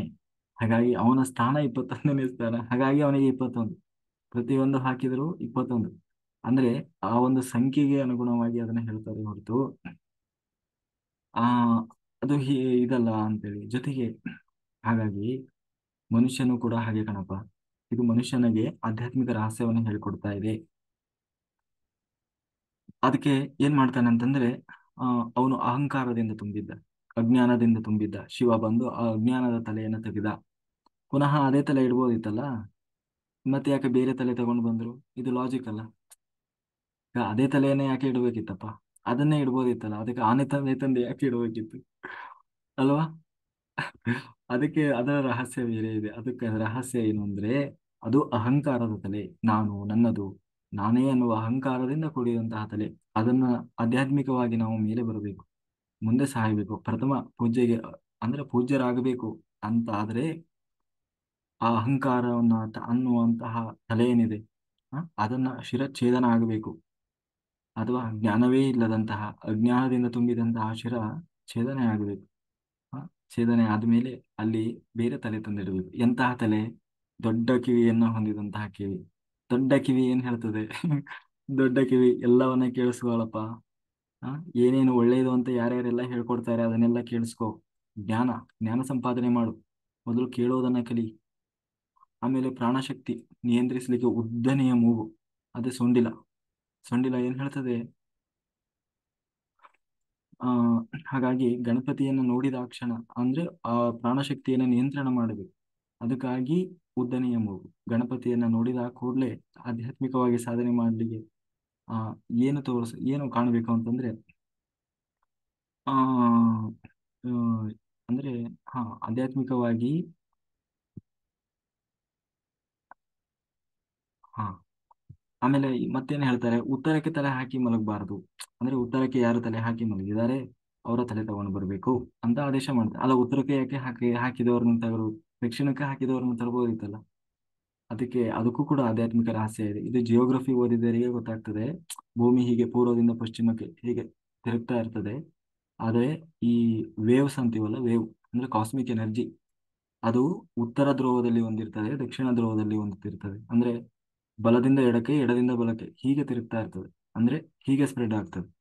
ಅರ್ಥ ಅದಲ್ಲ? ಅವಾಗ ಏನಾಗ್ತದೆ ಅಂದ್ರೆ ನಾವು ಉತ್ತರ ದಿಕ್ಕಿನಲ್ಲಿ ಮಲಗಿದರೆ ಏಳುವಾಗ ದಕ್ಷಿಣಾಭಿಮುಖವಾಗಿ ಹೇಳ್ತಾನೆ. ಆಗ ಅವನು ಏನೋ ಕೆಳಮುಖವಾಗಿಸಲು ಅವನ ಒಂದು ಏನಂತೀವಿ ಎನರ್ಜಿ ಕನೆಕ್ಷನ್ ಅಂತೀವಲ್ಲ, ಅದು ಊರ್ಧ್ವಮುಖವಾಗಿ ಹೋಗಲ್ಲ, ಕೆಳಮುಖವಾಗಿ ಹೋಗ್ತದೆ. ಅವನು ಅಧಂಪತನಕ್ಕೆ ಹೋಗಿ ಬೀಳ್ತಾನೆ. ಹಾ ಹಾಗಾಗಿ ಯಾರೋ ದಕ್ಷಿಣಾಭಿಮುಖವಾಗಿ ಮಲಗ್ತಾನೆ, ಅವನು ಏಳುವಾಗ ಉತ್ತರಾಭಿಮುಖವಾಗಿ ಹೇಳ್ತಾನೆ. ಏಳುವಾಗ ಉತ್ತರಾಭಿಮುಖವಾಗಿ ಹೇಳ್ತಾನೆ. ಉತ್ತರಾಭಿಮುಖವಾಗಿ ಹೇಳುವಾಗ ಅದು ಊರ್ಧ್ವಮುಖವಾಗಿ ಅಂದ್ರೆ ಮೇಲಿನ ಲೋಕಗಳಿಗೆ ಕನೆಕ್ಟ್ ಆಗ್ತಾ ಇರ್ತದೆ. ಆವಾಗ ಅವನ ಎನರ್ಜಿ ಮೇಲಕ್ಕೆ ಹೋಗಲಿಕ್ಕೆ ಅವನಿಗೆ ಸಾಧನೆ ಆಗ್ತದೆ ಅನ್ನುವುದರ ಸೂಚಕವಾಗಿ ಉತ್ತರಾಭಿಮುಖ ಅಂತ ಹೇಳಿದ್ದು. ಅದರ ಹಿಂದಿನ ರಹಸ್ಯ. ಆಮೇಲೆ ಮುಂದೆ ಮತ್ತೆ ಹೇಳ್ತಾರೆ, ನೀವು ಅಪ್ರದಕ್ಷಿಣೆ ಹಾಕಬಾರದು. ಈ ತರ ಎಲ್ಲ. ಆದ್ರೆ ಎಲ್ಲದ್ರ ಹಿಂದೂ ಕೂಡ ಒಂದೊಂದು ರಹಸ್ಯ ಇರ್ತದೆ. ಆದ್ರೆ ನಾವು ಅದನ್ನ ಸುಖ ಸುಮ್ಮನೆ ಏನಕ್ಕೋ ಹೇಳಿದ್ದಾರೆ ಅಂತ ಹೇಳಿ ಆ ತಿಳ್ಕೊಂಡಿರ್ತೀವಿ. ಜೊತೆಗೆ ಗಣಪತಿ ಹೊಟ್ಟೆಗೆ ಇದನ್ನ ಸುತ್ತಿದ್ದಾನೆ, ಏನು ಹಾವು ಸುತ್ತಿರ್ತಾನೆ. ದೊಡ್ಡ ಹೊಟ್ಟೆ, ಆದ್ರೆ ದೊಡ್ಡ ಹೊಟ್ಟೆಗೆ ಏನ್ ಸುತ್ತಿರ್ತಾನೆ? ದೊಡ್ಡ ಹೊಟ್ಟೆ ಏನನ್ನ ಸೂಚಿಸ್ತಾ ಇದೆ ಅಂತಂದ್ರೆ ಅವನು ಆಕಾಶದ ಅಭಿಮಾನಿ. ಆಕಾಶ ಅನ್ನೋದನ್ನ ಸೂಚಿಸ್ತದೆ. ಹೊಟ್ಟೆಗೆ ಏನು ಹಾವು ಸುತ್ತಿದ್ದಾನೆ. ಹಾವು ಏನನ್ನ ಸೂಚಿಸ್ತದೆ ಅಂತಂದ್ರೆ ಅದು ನಮ್ಮ ಕುಂಡಲಿನಿ ಶಕ್ತಿಯನ್ನ ಸೂಚಿಸ್ತಾ ಇದೆ. ಆ ಕುಂಡಲಿನಿ ಎಲ್ಲಿರ್ತದೆ ಅಂತಂದ್ರೆ ನಮ್ಮ ಏನಂತೀವಿ ಗುದದ್ವಾರ ಏನಿರ್ತದೆ ಅಲ್ಲಿ ಒಂದು ಹಾವು ತಲೆ ಕೆಳಗೆ ಹಾಕಿ ಅಂದ್ರೆ ಸುಂಡಿಲು ಒಳಗಡೆ ಹಾಕಿ ಮಲಗಿದ ಹಾಗೆ ಮಲಗಿರ್ತದೆ ನಮ್ಮ ಮೂಲಾಧಾರ ಚಕ್ರದಲ್ಲಿ. ಮೂಲಾಧಾರ, ಸ್ವಾದಿಷ್ಠಾನ, ಮಣಿಪೂರಕ ಈ ಮೂರು ಚಕ್ರಗಳಿಗೆ ಅಭಿಮಾನಿ ದೇವತೆ ಯಾರು ಅಂತಂದ್ರೆ ಅದು ಗಣಪತಿ. ನಮ್ಮ ಹೊಕ್ಕಳಿನಲ್ಲಿ ಮೇಲೆ ಇರುವಂತಹ ಶಕ್ತಿ ಏನಿದೆ ಅದು ಶಕ್ತಿಯ ಜ್ಞಾನ ಕೇಂದ್ರದ ಬಾಗಿಲು. ಗಣಪತಿ ಈ ಮೂರೂ ಶಕ್ತಿಯ ಕೇಂದ್ರಗಳನ್ನ ನಿಯಂತ್ರಿಸ್ತಾನೆ. ನಮಗೆ ಜ್ಞಾನದ ಬಾಗಿಲನ್ನ ತೆರೆಯುವಂತಹ ಶಕ್ತಿ ದೇವತೆ. ಅರ್ಥ ಆಯ್ತಲ್ಲ? ಯಾವಾಗ ನಾವು ಆಧ್ಯಾತ್ಮಿಕವಾಗಿ ಧ್ಯಾನ ಸಾಧನೆ ಮಾಡ್ಲಿಕ್ಕೆ ಸ್ಟಾರ್ಟ್ ಮಾಡ್ತೀವಿ ಆಗ ಈ ಕುಂಡಲಿನಿ ಜಾಗೃತವಾಗ್ತದೆ. ಏನು ಕುಂಡಲಿನಿ ಜಾಗೃತ ಆಗೋದು ಅಂತಂದ್ರೆ ತಲೆ ಕೆಳಗೆ ಹಾಕಿ ಸೊಂಡಿಲು ಒಳಗಡೆ ಮಾಡಿ ಹೆಡೆ ಒಳಗಡೆ ಹಾಕಿ ಮಲಗಿದಂತಹ ಆ ಹಾವು ತಾನು ಹೆಡೆ ಎತ್ತಿ ನಿಲ್ಲಕ್ಕೆ ಶುರು ಮಾಡ್ತದೆ. ಆಗ ಏನಾಗ್ತದೆ, ಈ ಮೂಲಾಧಾರ, ಮಣಿಪುರ, ಸ್ವಾದಿಷ್ಠಾನ, ಮಣಿಪೂರಕ ಶಕ್ತಿ ಏನಿದೆ ಅದು ಊರ್ಧ್ವಮುಖವಾಗಿ ಸಂಚರಿಸಲಿಕ್ಕೆ ಶುರುವಾಗ್ತದೆ. ಅಂದ್ರೆ ಮೇಲ್ಮುಖವಾಗಿ ಸಂಚಾರ ಮಾಡ್ಲಿಕ್ಕೆ ಶುರುವಾಗ್ತದೆ. ಅರ್ಥ ಆಯ್ತು? ಇದು ಈ ಈ ಕಥೆಯ ಹಿಂದಿನ ರಹಸ್ಯ. ಹ ಇದನ್ನ ತಿಳಿದೆ ನಾವು ಚಂಡ ಹರಿಸಿದ್ರು, ಆನೆ ತಲೆ ತಂದಿಟ್ರು ಅಂತ ಹೇಳಿ ಅದನ್ನ ಪುರಾಣ ಕಥೆಯಾಗಿ ಕಲ್ಪಿತವಾಗಿ ನಾವು ಅಂದ್ರೆ ಮೇಲ್ನೋಟದ ಕಥೆಯ ಹಾಗೇನೆ ನಾವು ಅದನ್ನ ನಾವು ತಿಳ್ಕೊಂಡಿದ್ದೇವೆ ಹೊರತು ಅದನ್ನ ಆಳಕ್ಕೆ ಇಳಿದಿಲ್ಲ. ಹಾಗೆ ಪ್ರತಿಯೊಂದು ಕಥೆಯೂ ಕೂಡ ಮೇಲ್ನೋಟಕ್ಕೆ ಸಾಮಾಜಿಕವಾಗಿ ಏನೋ ಒಂದು ಕಥೆ ಹೇಳ್ತಾ ಇದ್ದಾರೆ ಅನ್ನುವ ಹಾಗೆ ಅರ್ಥ ತೋರಿಸ್ತದೆ ಹೊರತು ಯಾಕೆ ಹಾಗೆ ಇಟ್ಟಿದ್ದಾರೆ ಅಂತಂದ್ರೆ ಅದಕ್ಕೆ ಕೃಷ್ಣ ಹೇಳ್ತಾನೆ, ಅಯೋಗ್ಯರಿಗೆ ಸಿಗಬಾರದು, ಅದು ಯೋಗ್ಯರಿಗೆ ಮಾತ್ರ ಸಿಗಬೇಕು. ಜ್ಞಾನ ಅನ್ನುವುದು ಯೋಗ್ಯರಿಗೆ ಮಾತ್ರ ಸಿಗಬೇಕಾದದ್ದು. ಅಯೋಗ್ಯರಿಗೆ ದಾರಿ ತಪ್ಪಿಸ್ಬೇಕು ಅಂತಲೇ ಈ ರೀತಿ ಶಾಸ್ತ್ರಕಾರರು, ಜ್ಞಾನಿಗಳು ಅದನ್ನ ಈಗ ಯಾರಿಗೆ ಅರ್ಹತೆ ಇದೆ ಅವ್ರು ಮಾತ್ರ ಅದನ್ನ ತಿಳ್ಕೊಳ್ಬೇಕು. ಅದ್ರ ಹಿಂದಿನ ರಹಸ್ಯ ತಿಳ್ಕೊಳ್ಬೇಕು. ಯಾರ್ಯಾರೋ ಎಲ್ಲವನ್ನ ತಿಳ್ಕೊಂಡ್ಬಿಟ್ರೆ ಅದನ್ನ ದುರುಪಯೋಗ ಮಾಡ್ಕೊಳ್ತಾರೆ. ಯಾರಿಗೆ ಅರ್ಹತೆ ಇದೆ ಅವ್ರು ಮಾತ್ರ ಅದನ್ನ ಪಡಿಬೇಕು ಅನ್ನೋ ಉದ್ದೇಶದಿಂದ ಹಾಗೆ ಇಟ್ಟಿದ್ದಾರೆ ಅಂತ ಹೇಳಿ ಅದನ್ನ ವೇದವ್ಯಾಸರು ಕೂಡ ಹೇಳ್ತಾರೆ. ಒಂದೇ 18 ಗ್ರಂಥ ಏನೋ ಪುರಾಣಗಳನ್ನ ಬರೆದಿದ್ದಾರೆ ಯಾರೋ ವೇದವ್ಯಾಸರು. ವೇದವ್ಯಾಸರು ಪ್ರತಿಯೊಂದು ಇದರಲ್ಲಿ ಹೇಳಿದ್ದಾರೆ. ಒಂದೇ ಒಂದು ಪುರಾಣವನ್ನ ಓದಿ ನೀನು ಯಾವ ನಿರ್ಣಯವನ್ನು ಮಾಡುವ ಹಾಗಿಲ್ಲ. 18 ಪುರಾಣ ಓದಬೇಕು. ಎಲ್ಲದರಲ್ಲೂ ನಾನು ಮಿಕ್ಸ್ ಮಾಡಿದ್ದೇನೆ. ಇದರಲ್ಲಿ ಹೇಳಿದ್ದನ್ನ ಅದರಲ್ಲಿ ಹೇಳಿದ್ದೆ, ಅದು ಇದಕ್ಕೆ ಸಂಬಂಧಪಟ್ಟಿದ್ದ ಅದರಲ್ಲೇ ಹೇಳಿದ್ದೇನೆ, ಅದಕ್ಕೆ ಸಂಬಂಧಪಟ್ಟಿದ್ದು ಇದಕ್ಕೆ ಹೇಳಿದ್ದೇನೆ. ಒಂದರಲ್ಲೇ ಎಲ್ಲವನ್ನ ನಾನು ಮಾಡಿಟ್ಟಿಲ್ಲ. ಹಾಗಾಗಿ ಎಲ್ಲವನ್ನ ಓದಿ ಯಾಕೆ ಹಾಗೆ ಮಾಡಿದ್ದೇನೆ ಅಂತಂದ್ರೆ ಬೇಕು ಅಂತಲೇ ಹಾಗೆ ಮಾಡಿದ್ದೇನೆ. ಯಾರಿಗೆ ಯೋಗ್ಯತೆ ಇದೆ ಅವರು ಮಾತ್ರ ಓದಿ ತಿಳ್ಕೊಳ್ಬೇಕು. ಯೋಗ್ಯರಿಗೆಲ್ಲ ಅದು ಸಿಗಬಾರದು, ಮಿಸ್ಗೈಡ್ ಆಗ್ಬೇಕು. ಉದಾಹರಣೆಗೆ ಕೃಷ್ಣ ಲಾಸ್ಟಿಗೆ ದೇಹ ತ್ಯಾಗ ಮಾಡ್ತಾನೆ. ನಿಜವಾಗಲೂ ಅದು ಆನಂದ ಏನಂತೀವಿ ಜ್ಞಾನಾನಂದಮಯವಾದ ದೇಹ. ದೇಹ ಸಮೇತನಾಗಿನೇ ಏನು ಕೃಷ್ಣ ತಾನು ಏನಂತೀವಿ ಪರಂಧಾಮಕ್ಕೆ ಹೋದ. ಅಂದ್ರೆ ತನ್ನ ಲೋಕಕ್ಕೆ ಹೋದ. ಆದ್ರೆ ಹೋಗುವಾಗ ಬೇಕು ಅಂತಲೇ ಒಂದು ದೇಹವನ್ನು ಕೂಡ ಬಿಟ್ಟು ಹೋದ. ಯಾಕೆಂದ್ರೆ ಅಯೋಗ್ಯರನ್ನ ಮೂರ್ಖಗೊಳಿಸ್ಲಿಕ್ಕೆ. ಕೆಲವರು ಹೇಳ್ತಾ ಇದ್ರು, ನಾನು ಹೇಳಲಿಲ್ಲ ಅವನು ದೇವರಲ್ಲ ಅಂತ ನಾನು ಹೇಳ್ತಾ ಇದ್ದೆ ತಾನೆ. ಹ ಅವನು ಅವನು ಮಾಯಾವಿ, ಏನೋ ಒಂದಿಷ್ಟು ಜಾದು ಇದು ಕಲ್ಕೊಂಡು ಬಂದು ಅವನು ಸುಮ್ಮನೆ ಎಲ್ಲರನ್ನು ಮೋಹಗೊಳಿಸ್ತಾ ಇದ್ದಾನೆ ಅಂತ ನಾನು ಹೇಳ್ತಾ ಇದ್ದೆ ತಾನೆ. ಇಷ್ಟು ದಿವಸ ನೋಡಿದೆ ಎಲ್ರಂಗೆ ಅವನು ಪ್ರಾಣ ಬಿಟ್ಟ. ನೋಡಿದ ಅವನಿಗೂ ದೇಹ ಇತ್ತ, ಮತ್ತೆ ದೇವರಾಗಿದ್ರೆ ಅವನು ಹಂಗೆ ಹೋಗ್ಬೇಕಿತ್ತಲ್ಲಪ್ಪ ಅಂತ ಹೇಳಿ ಕೆಲವರು ಮೂರ್ಖರು ಕೊನೆಗೂ ಮೂರ್ಖರಾಗೇ ಉಳಿಬೇಕು. ಅವರಿಗೆ ನನ್ನ ಅಸ್ತಿತ್ವ ಗೊತ್ತಾಗಬಾರದು. ಯಾಕೆಂದ್ರೆ ಕೃಷ್ಣ ಹೇಳ್ತಾನೆ, ಈ ಈ ಅವತಾರವೇ ವೈಶಿಷ್ಟ್ಯವಾದ ಅವತಾರ. ರಾಮ ಅವತಾರದ ಹಾಗೆ ಅಲ್ಲ ಕೃಷ್ಣ ಅವತಾರ. ಯೋಗ್ಯರಿಗೆ ಯೋಗ್ಯನಾಗಿ ಕಂಡ, ಭಗವಂತನಿಗೆ ಭಗವಂತನಾಗಿ ಕಂಡ. ಕಾಮದೃಷ್ಟಿಯಲ್ಲಿ ನೋಡುವವರಿಗೆ ಅವನೊಬ್ಬ ಪ್ರೇಮಿಯಾಗಿ ಹಾಗೆ ಹಾಗೆ ಕಂಡ. ಯಾರು ಹೇಗೆ ಕಾಣ್ತಾರೆ, ಯಾರು ಹೇಗೆ ಭಾವಿಸ್ಕೊಳ್ತಾರೆ ಹಾಗೆ ಕಂಡ. ಅಯೋಗ್ಯರ ಪಾಲಿಗೆ ಕೊನೆಗೂ ಅವನು ದೇವರಲ್ಲ, ಅವನು ಎಲ್ಲರ ಹಾಗೆ ಮನುಷ್ಯ, ಒಬ್ಬ ಮಾಯಾವಿ ಅನ್ನುವ ಹಾಗೆ ಭ್ರಮೆಗೊಳಿಸಿಬಿಟ್ಟು ಕೊನೆಗೂ ಭಕ್ತರ ಪಾಲಿಗೆ ಕೊನೆಗೂ ತಾನು ಭಗವಂತನಾಗೇ ಉಳಿದ. ಅದು ಕೃಷ್ಣಾವತಾರದ ವೈಶಿಷ್ಟ್ಯತೆ. ಅದರಲ್ಲೂ ಕೃಷ್ಣಾವತಾರದ ಮುಖ್ಯ ಉದ್ದೇಶವೇ ಹೆಣ್ಣಿನ ಧ್ವನಿಗೂಡಿಸ್ಲಿಕ್ಕೆ ಬಂದವನು. ಅಂದ್ರೆ ಆ ಬಿಸಿ ಉಸಿರಿಗೆ ಧ್ವನಿಗೂಡಿಸ್ಲಿಕ್ಕೆ ಬಂದ ಅವತಾರ ಕೃಷ್ಣಾವತಾರ. ಯಾಕೆಂದ್ರೆ ಅದನ್ನ ನಾವು ಕೃಷ್ಣನ ಏನಂತೀವಿ ಭಾಗವತ ಇರ್ಬೋದು, ಹರಿವಂಶ ಇರ್ಬೋದು, ಕೃಷ್ಣನ ಬಗ್ಗೆ ಅಧ್ಯಯನ ಮಾಡಿದಾಗ ಗೊತ್ತಾಗ್ತದೆ.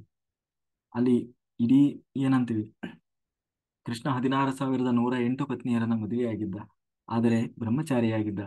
ಎಲ್ಲರಿಗೂ 20-10 ಜನ ಮಕ್ಕಳಿದ್ದರು. ಅವನ ಮಕ್ಕಳೇ ನಾರಾಯಣಿ ಸೈನ್ಯ, ಯಾದವರ ಸೈನ್ಯ ಅಂತಂದ್ರೆ ಪೂರ್ತಿ ಅದು ಕೃಷ್ಣನ ಮಕ್ಕಳದೇ ಸೈನ್ಯ. ಆದರೆ ಅವನು ಬ್ರಹ್ಮಚಾರಿಯಾಗಿದ್ದಂತೆ. ಅಲ್ಲ, ಬ್ರಹ್ಮಚಾರಿಯಾಗಿದ್ದ ಅಂತಂದ್ರೆ ಏನು? ತನ್ನ ಪತ್ನಿಯರನ್ನ ಬಿಟ್ಟು ಯಾರನ್ನೂ ಗಮನಿಸ್ತಾ ಇರಲಿಲ್ಲ. 16,108 ಪತ್ನಿಯರನ್ನ ಮದುವೆಯಾಗಿದ್ದ. ಯಾರನ್ನೂ ಕೂಡ ತಾನಾಗಿ ಬಯಸಿ ಮದುವೆ ಆಗಲಿಲ್ಲ. ಎಲ್ಲರೂ ಅವನಾಗಿ ಬಯಸಿ ಬಂದವರು. ನೀನೇ ಬೇಕು ಕೃಷ್ಣ, ನೀನಲ್ಲದೆ ನಮಗೆ ಯಾರೂ ಬೇಕಾಗಿಲ್ಲ. ಯಾಕೆಂದ್ರೆ ಎಲ್ಲರೂ ಮಾಡೋದು ಏನು, ನಿನ್ನನ್ನೇ ಬಂದು ಸೇರ್ಬೇಕು ಅಂತ. ನೀನೇ ಇದ್ದೀಯ ಅಂದಮೇಲೆ ಬೇರೆಯವ್ರು ತಗೊಂಡು ಏನ್ ಮಾಡಿ, ನಿನ್ನನ್ನೇ ಆರಾಧಿಸ್ತೀವಿ ನಾವು. ನಿನ್ನ ಜೊತೆಗೇ ಬದುಕ್ತೀವಿ ಅಂತ ತಮ್ಮನ್ನ ಸರ್ವ ಸಮರ್ಪಣೆ ಮಾಡಿಕೊಂಡವರು. ಹಾಗೆ ಜೊತೆಗೆ ಯಾರಿಗೂ ಮೋಸ ಮಾಡಿಲ್ಲ, ಯಾರಿಗೂ ಅನ್ಯಾಯ ಮಾಡಿಲ್ಲ. ಎಲ್ಲರಿಗೂ ಒಂದೊಂದು ಅರಮನೆ ಕಟ್ಟಿಸಿ ಕೊಟ್ಟಿದ್ದಂತೆ. ಎಲ್ಲರಿಗೂ ನನಗೆ 2 ಮಕ್ಕಳು, ನಿನ್ನ 3 ಮಕ್ಕಳು, ನನಗೆ 10 ಮಕ್ಕಳು ಅಂತ ಯಾರು ಜಗಳ ಆಡಂಗಿಲ್ಲ. ಎಲ್ಲರಿಗೂ 10 ಮಕ್ಕಳು ಅಂತೆ. ಆಮೇಲೆ ಆ ಎಲ್ಲರಿಗೂ ಒಂದೊಂದು ಅರಮನೆ. ಯಾಕೆಂದ್ರೆ ಇದು ಬರ್ತದೆ ಭಾಗವತದಲ್ಲಿ. ಕೃಷ್ಣ ಬಂದಂತೆ. ಇದು ಕೃಷ್ಣ ಎಲ್ಲರೂ ಒಂದೊಂದು ಮದುವೆಯಾಗಿನೇ ಒದ್ದಾಡ್ತಾರೆ. ಇವನು ಪುಣ್ಯಾತ್ಮ 16,108 ಜನರನ್ನ ಮದುವೆ ಆಗಿದ್ದಾನೆ. ಹಾಗಾದ್ರೆ ಇವನು ಹೆಂಗೆ ಸಂಸಾರ ಮಾಡ್ತಾನೆ ಕೃಷ್ಣ ಅನ್ನೋ ಅನ್ನುವ ಒಂದು ಪ್ರಶ್ನೆ ನಾರದರಿಗೆ ಬಂತಂತೆ. ನೋಡ್ರಿ, ಅವ್ರು ಬ್ರಹ್ಮಚಾರಿ ಆಗಿದ್ರೆ ಇನ್ನೊಬ್ರು ಸಂಸಾರದ ಬಗ್ಗೆ ಅವರಿಗೆ ಪಾಪ ಕ್ಯೂರಿಯಾಸಿಟಿ ಬಂದ್ರಂತವ್ರು. ನಾರದರು ಬಂದು ನೋಡೋಣ ಕೃಷ್ಣ ಹೆಂಗೆ ಸಂಸಾರ ನಡೆಸ್ತಾನೆ, ನೋಡ್ಬೇಕು ನಾವು ತಿಳ್ಕೊಳ್ಬೇಕು ಅಂತ ಬಂದ್ರಂತೆ. ಒಂದು ಅರಮನೆಗೆ ಬಂದ್ರು. ಒಂದು ಅರಮನೆಗೆ ಬಂದಾಗ ಅಲ್ಲಿ ಟೈಮ್ ಇದೆಯಲ್ಲ. ಒಂದು ಅರಮನೆಗೆ ಬಂದ್ರು. ಅಲ್ಲಿ ಕೃಷ್ಣ ಅಭ್ಯಂಜನ ಏನೋ ಎಣ್ಣೆ ಎಲ್ಲ ಹಚ್ಕೊಂತ ಇದ್ದ. ಅರಿಶಿನ ಎಣ್ಣೆ ಗಿಣ್ಣೆ ಎಲ್ಲ ಹಚ್ಕೊಂಡು ಸ್ನಾನಕ್ಕೆ ಅಂತ ರೆಡಿ ಆಗ್ತಾ ಇದ್ದ. ಮತ್ತೆ ಮಾತಾಡ್ಸಿದ. ಏನ್ರಿ ನಾರದರಿ ಬಂದ್ರಿ, ಕುತ್ಕೊಳ್ರಿ. ಮತ್ತೇನ್ ಸಮಾಚಾರ, ಹೇಗಿದೆ ನಿಮ್ದು ಲೋಕ ಸಂಚಾರದ ಕೆಲಸ ಅಂತ ಎಲ್ಲ ವಿಚಾರಿಸಿದ. ಇಲ್ಲಪ್ಪ, ನನಗೆ ಇನ್ನು ಕೆಲಸ ಇದೆ, ಬರ್ತೀನಿ ಅಂತ ಹೇಳಿ ಹೊರಟ್ರು. ಇನ್ನೊಂದು ಪಕ್ಕದ ಅರಮನೆಗೆ ಹೋದ್ರು. ಅಲ್ಲಿ ನೋಡಿದ್ರೆ ಕೃಷ್ಣ ಈ ಮಕ್ಕಳಿಗೆಲ್ಲ ಬಟ್ಟೆ ಹಾಕೋದು, ಸ್ನಾನ ಮಾಡಿಸೋದು ಈ ಕೆಲಸ ಮಾಡ್ತಾ ಇದ್ದ. ಆ ಏನಪ್ಪಾ ಅಲ್ಲಿದ್ದ ಕೃಷ್ಣ ಇಲ್ಲಿ ಬಂದ್ಬಿಟ್ನಲ್ಲ ಅಷ್ಟು ಬೇಗ, ಹೇಳಕ್ಕಾಗಲ್ಲ, ಈ ಮನುಷ್ಯ ಎಲ್ಲಿ ಬೇಕಾದ್ರೂ ಇರ್ತಾನೆ, ಎಲ್ಲಿ ಬೇಕಾದ್ರೂ ಹೋಗ್ತಾನೆ ಅಂತ ಅನಿಸ್ತು. ಕೂಡ್ಲೆ ಮತ್ತೆ ಹೊರಟ್ರು. ಮತ್ತೆ ಪಕ್ಕದ ಅರಮನೆಗೆ ಹೋದ್ರು. ಅಲ್ಲಿ ಕೃಷ್ಣ ಧ್ಯಾನಕ್ಕೆ ಕೂತಿದ್ನಂತೆ. ಏನಪ್ಪಾ ಇವನು ಮನುಷ್ಯ ಎಲ್ಲೋದ್ರೂ ಕಾಣ್ತಾನಲ್ಲ, ಅಲ್ಲಿದ್ದ ಇಷ್ಟೊತ್ತವರೆಗೂ, ಇಲ್ಲಿದ್ದ ಮತ್ತೆ ಇಲ್ಲೂ ಬಂದಿದ್ದಾನಲ್ಲ ಅಂತ ಹೇಳಿ ಮತ್ತೆ ಅಲ್ಲಿ ಯೋಚನೆ ಮಾಡಿದ್ರು. ಮತ್ತೆ ಪಕ್ಕದ ಇದಕ್ಕೆ ಹೋದ್ರಂತೆ. ಅಲ್ಲಿ ಕೃಷ್ಣ ತನ್ನ ಹೆಂಡತಿಯ ಜೊತೆಗೆ ಏನೋ ಜಡೆ ಹಾಕೋದು ಅಥವಾ ಅವಳ ಜೊತೆಗೆ ಏನೋ ಮಾಡ್ತಾ ಇದ್ನಂತೆ. ಆ ಆ, ಅವಾಗ ಕೃಷ್ಣ ಏನಪ್ಪ ಇಲ್ಲೂ ಇದ್ದಾನಲ್ಲಪ್ಪ, ಎಲ್ಲಿ ಹೋದ್ರೂ ಇದ್ದಾನಲ್ಲ ಇವ್ ಮನುಷ್ಯ ಅಂತ ಹೇಳಿ ಮತ್ತೆ ಇನ್ನೊಂದು ಮನೆಗೆ ಹೋದ್ರೆ ಅಲ್ಲೂ ಕೂಡ ಏನೋ ಒಂದು ಮಾಡ್ತಾ ಇದ್ದಾನೆ. ಎಲ್ಲೆಲ್ಲಿ ಯಾವ್ಯಾವ ಮನೆಗೆ ಹೋಗ್ತಾರೆ, ಆ ಅರಮನೆಗೆ ಹೋಗ್ರು ಕೂಡ ಕೃಷ್ಣ ಎಲ್ಲರೂ ಇದ್ದಾನಂತೆ. ಎಲ್ಲರೂ ಮನೆಗೆ ಹೋದಾಗ ಕೃಷ್ಣನ ಪತ್ನಿಯರು ಹೇಳಿದ್ದು ಒಂದೇ ಒಂದು ಮಾತಂತ ಕೇಳಿ, ಏನು ನಾರದರಿಗೆ, ಏನು ಅಂದ್ರೆ ನಾರದರೆ, ನೀವು ಬಹಳ ಆಪ್ತರು ಕೃಷ್ಣನಿಗೆ, ನಿಮ್ಮ ಮಾತನ್ನ ಕೇಳ್ತಾನೆ ಕೃಷ್ಣ. ನಮ್ಮ 16,108 ಜನ ಇದ್ರು ಒಬ್ಬರ ಮಾತೇ ಕೇಳಲ್ಲ ಕೃಷ್ಣ, ಆಯ್ತಾ. ಆದ್ರೆ ನಿಮ್ಮ ಮಾತು ಕೇಳ್ತಾನೆ. ಅದಕ್ಕೆ ನೀವು ಏನ್ ಹೇಳಿ ಅಂದ್ರೆ, ಅಪ್ಪ ಯಾವಾಗ್ಲೂ ಕೃಷ್ಣ ನನ್ನ ಜೊತೆಗೆ ಇರ್ತಾನೆ. ಅವ ಬೇರೆಯವರಿಗೂ ಆಸೆ ಇರ್ತದಲ್ಲ, ಬೇರೆ ಹೆಂಡತಿಯರಿಗೆ ನಮ್ ಜೊತೆಗೆ ಇರ್ಬೇಕು ನಮ್ ಕೃಷ್ಣ ಅಂತ. ಅವ್ರ ಹತ್ರನೂ ಸ್ವಲ್ಪ ಹೋಗ್ಲಿಕ್ಕೆ ಹೇಳಿ ಅಂತ ಎಲ್ಲರೂ ಹೇಳ್ತಾ ಇದ್ರು. ಅಂದ್ರೆ ಕೃಷ್ಣ 16,108 ದೇಹವನ್ನು ತೊಟ್ಟು ನಿಂತಿದ್ದ. ಯಾರಿಗೂ ಕೂಡ ತಾನು ಇಲ್ಲಿ ಸಿಗಲಿಲ್ಲ ಅಂತ ಆಗಲಿಲ್ಲ. ಅಂದ್ರೆ ಗೃಹಸ್ಥ ಧರ್ಮವನ್ನು ಪರಿಪಾಲನೆ ಮಾಡಿದೆ. ಇವಾಗ ಹೇಳ್ತಾರಲ್ಲ, ನೀವು ಕೃಷ್ಣ ಪರಮಾತ್ಮ ಅಂತೇಳಿ. ಕೃಷ್ಣ ಕಿರುಬೆರಳಲ್ಲಿ ಗೋವರ್ಧನ ಪರ್ವತ ಎತ್ತಿ ಹಿಡಿದ. ಆ ಅದನ್ನ ನೀವು ಹಂಗೆ ಮಾಡಿ ನೋಡೋಣ. 16,108 ಜನ ಪತ್ನಿಯರಿಗೆ ಅಷ್ಟು ಅರಮನೆಯನ್ನು ಕಟ್ಟಿಸಿ ಕೊಟ್ಟಿದ್ದ ಕೃಷ್ಣ. ಹಾಗಾದ್ರೆ ನೀವು ಕಟ್ಟಿಸಿಕೊಡ್ರಿ. ಅಷ್ಟು ಜನರಿಗೂ ಅಷ್ಟು ದೇಹವನ್ನು ತೊಟ್ಟು ನಿಂತಿದ್ದ. ನೀವು ಹಾಗಾದ್ರೆ ಹಾಗೆ ತೊಟ್ಟು ನಿಲ್ಬೇಕಲ್ಲ. ಅಂದ್ರೆ ಯಾರಿಗೂ ಅಷ್ಟು ಜನರ ಮದುವೆ ಆದ್ರೂ ಕೃಷ್ಣ ನನಗೆ ಸಿಗಲಿಲ್ಲ, ಕೃಷ್ಣ ನನ್ನ ಜೊತೆಗೆ ಇರಲಿಲ್ಲ ಅಂತ ಯಾರು ಕಂಪ್ಲೇಂಟ್ ಮಾಡಲಿಲ್ಲ. ಯಾವಾಗ್ಲೂ ನನ್ನ ಜೊತೆಗೆ ಇರ್ತಾನೆ, ಅವ್ರು ಬೇರೆಯವ್ರ ಹತ್ರ ಸ್ವಲ್ಪ ಹೋಗ್ಲಿಕ್ಕೆ ಹೇಳು ಅಂತ ಪ್ರತಿಯೊಬ್ಬರು ಹೇಳಿದರೆ ಹೊರತು ಹೀಗೆ ಹೇಳಿಲ್ಲ. ಅಂದ್ರೆ ತಾನು ಭಕ್ತರು ಹೇಗೆ ಬಯಸ್ತಾರೆ ಹಾಗೆ ಸಿಗುವವನು ಅಂತ ಹೇಳ್ತಾ.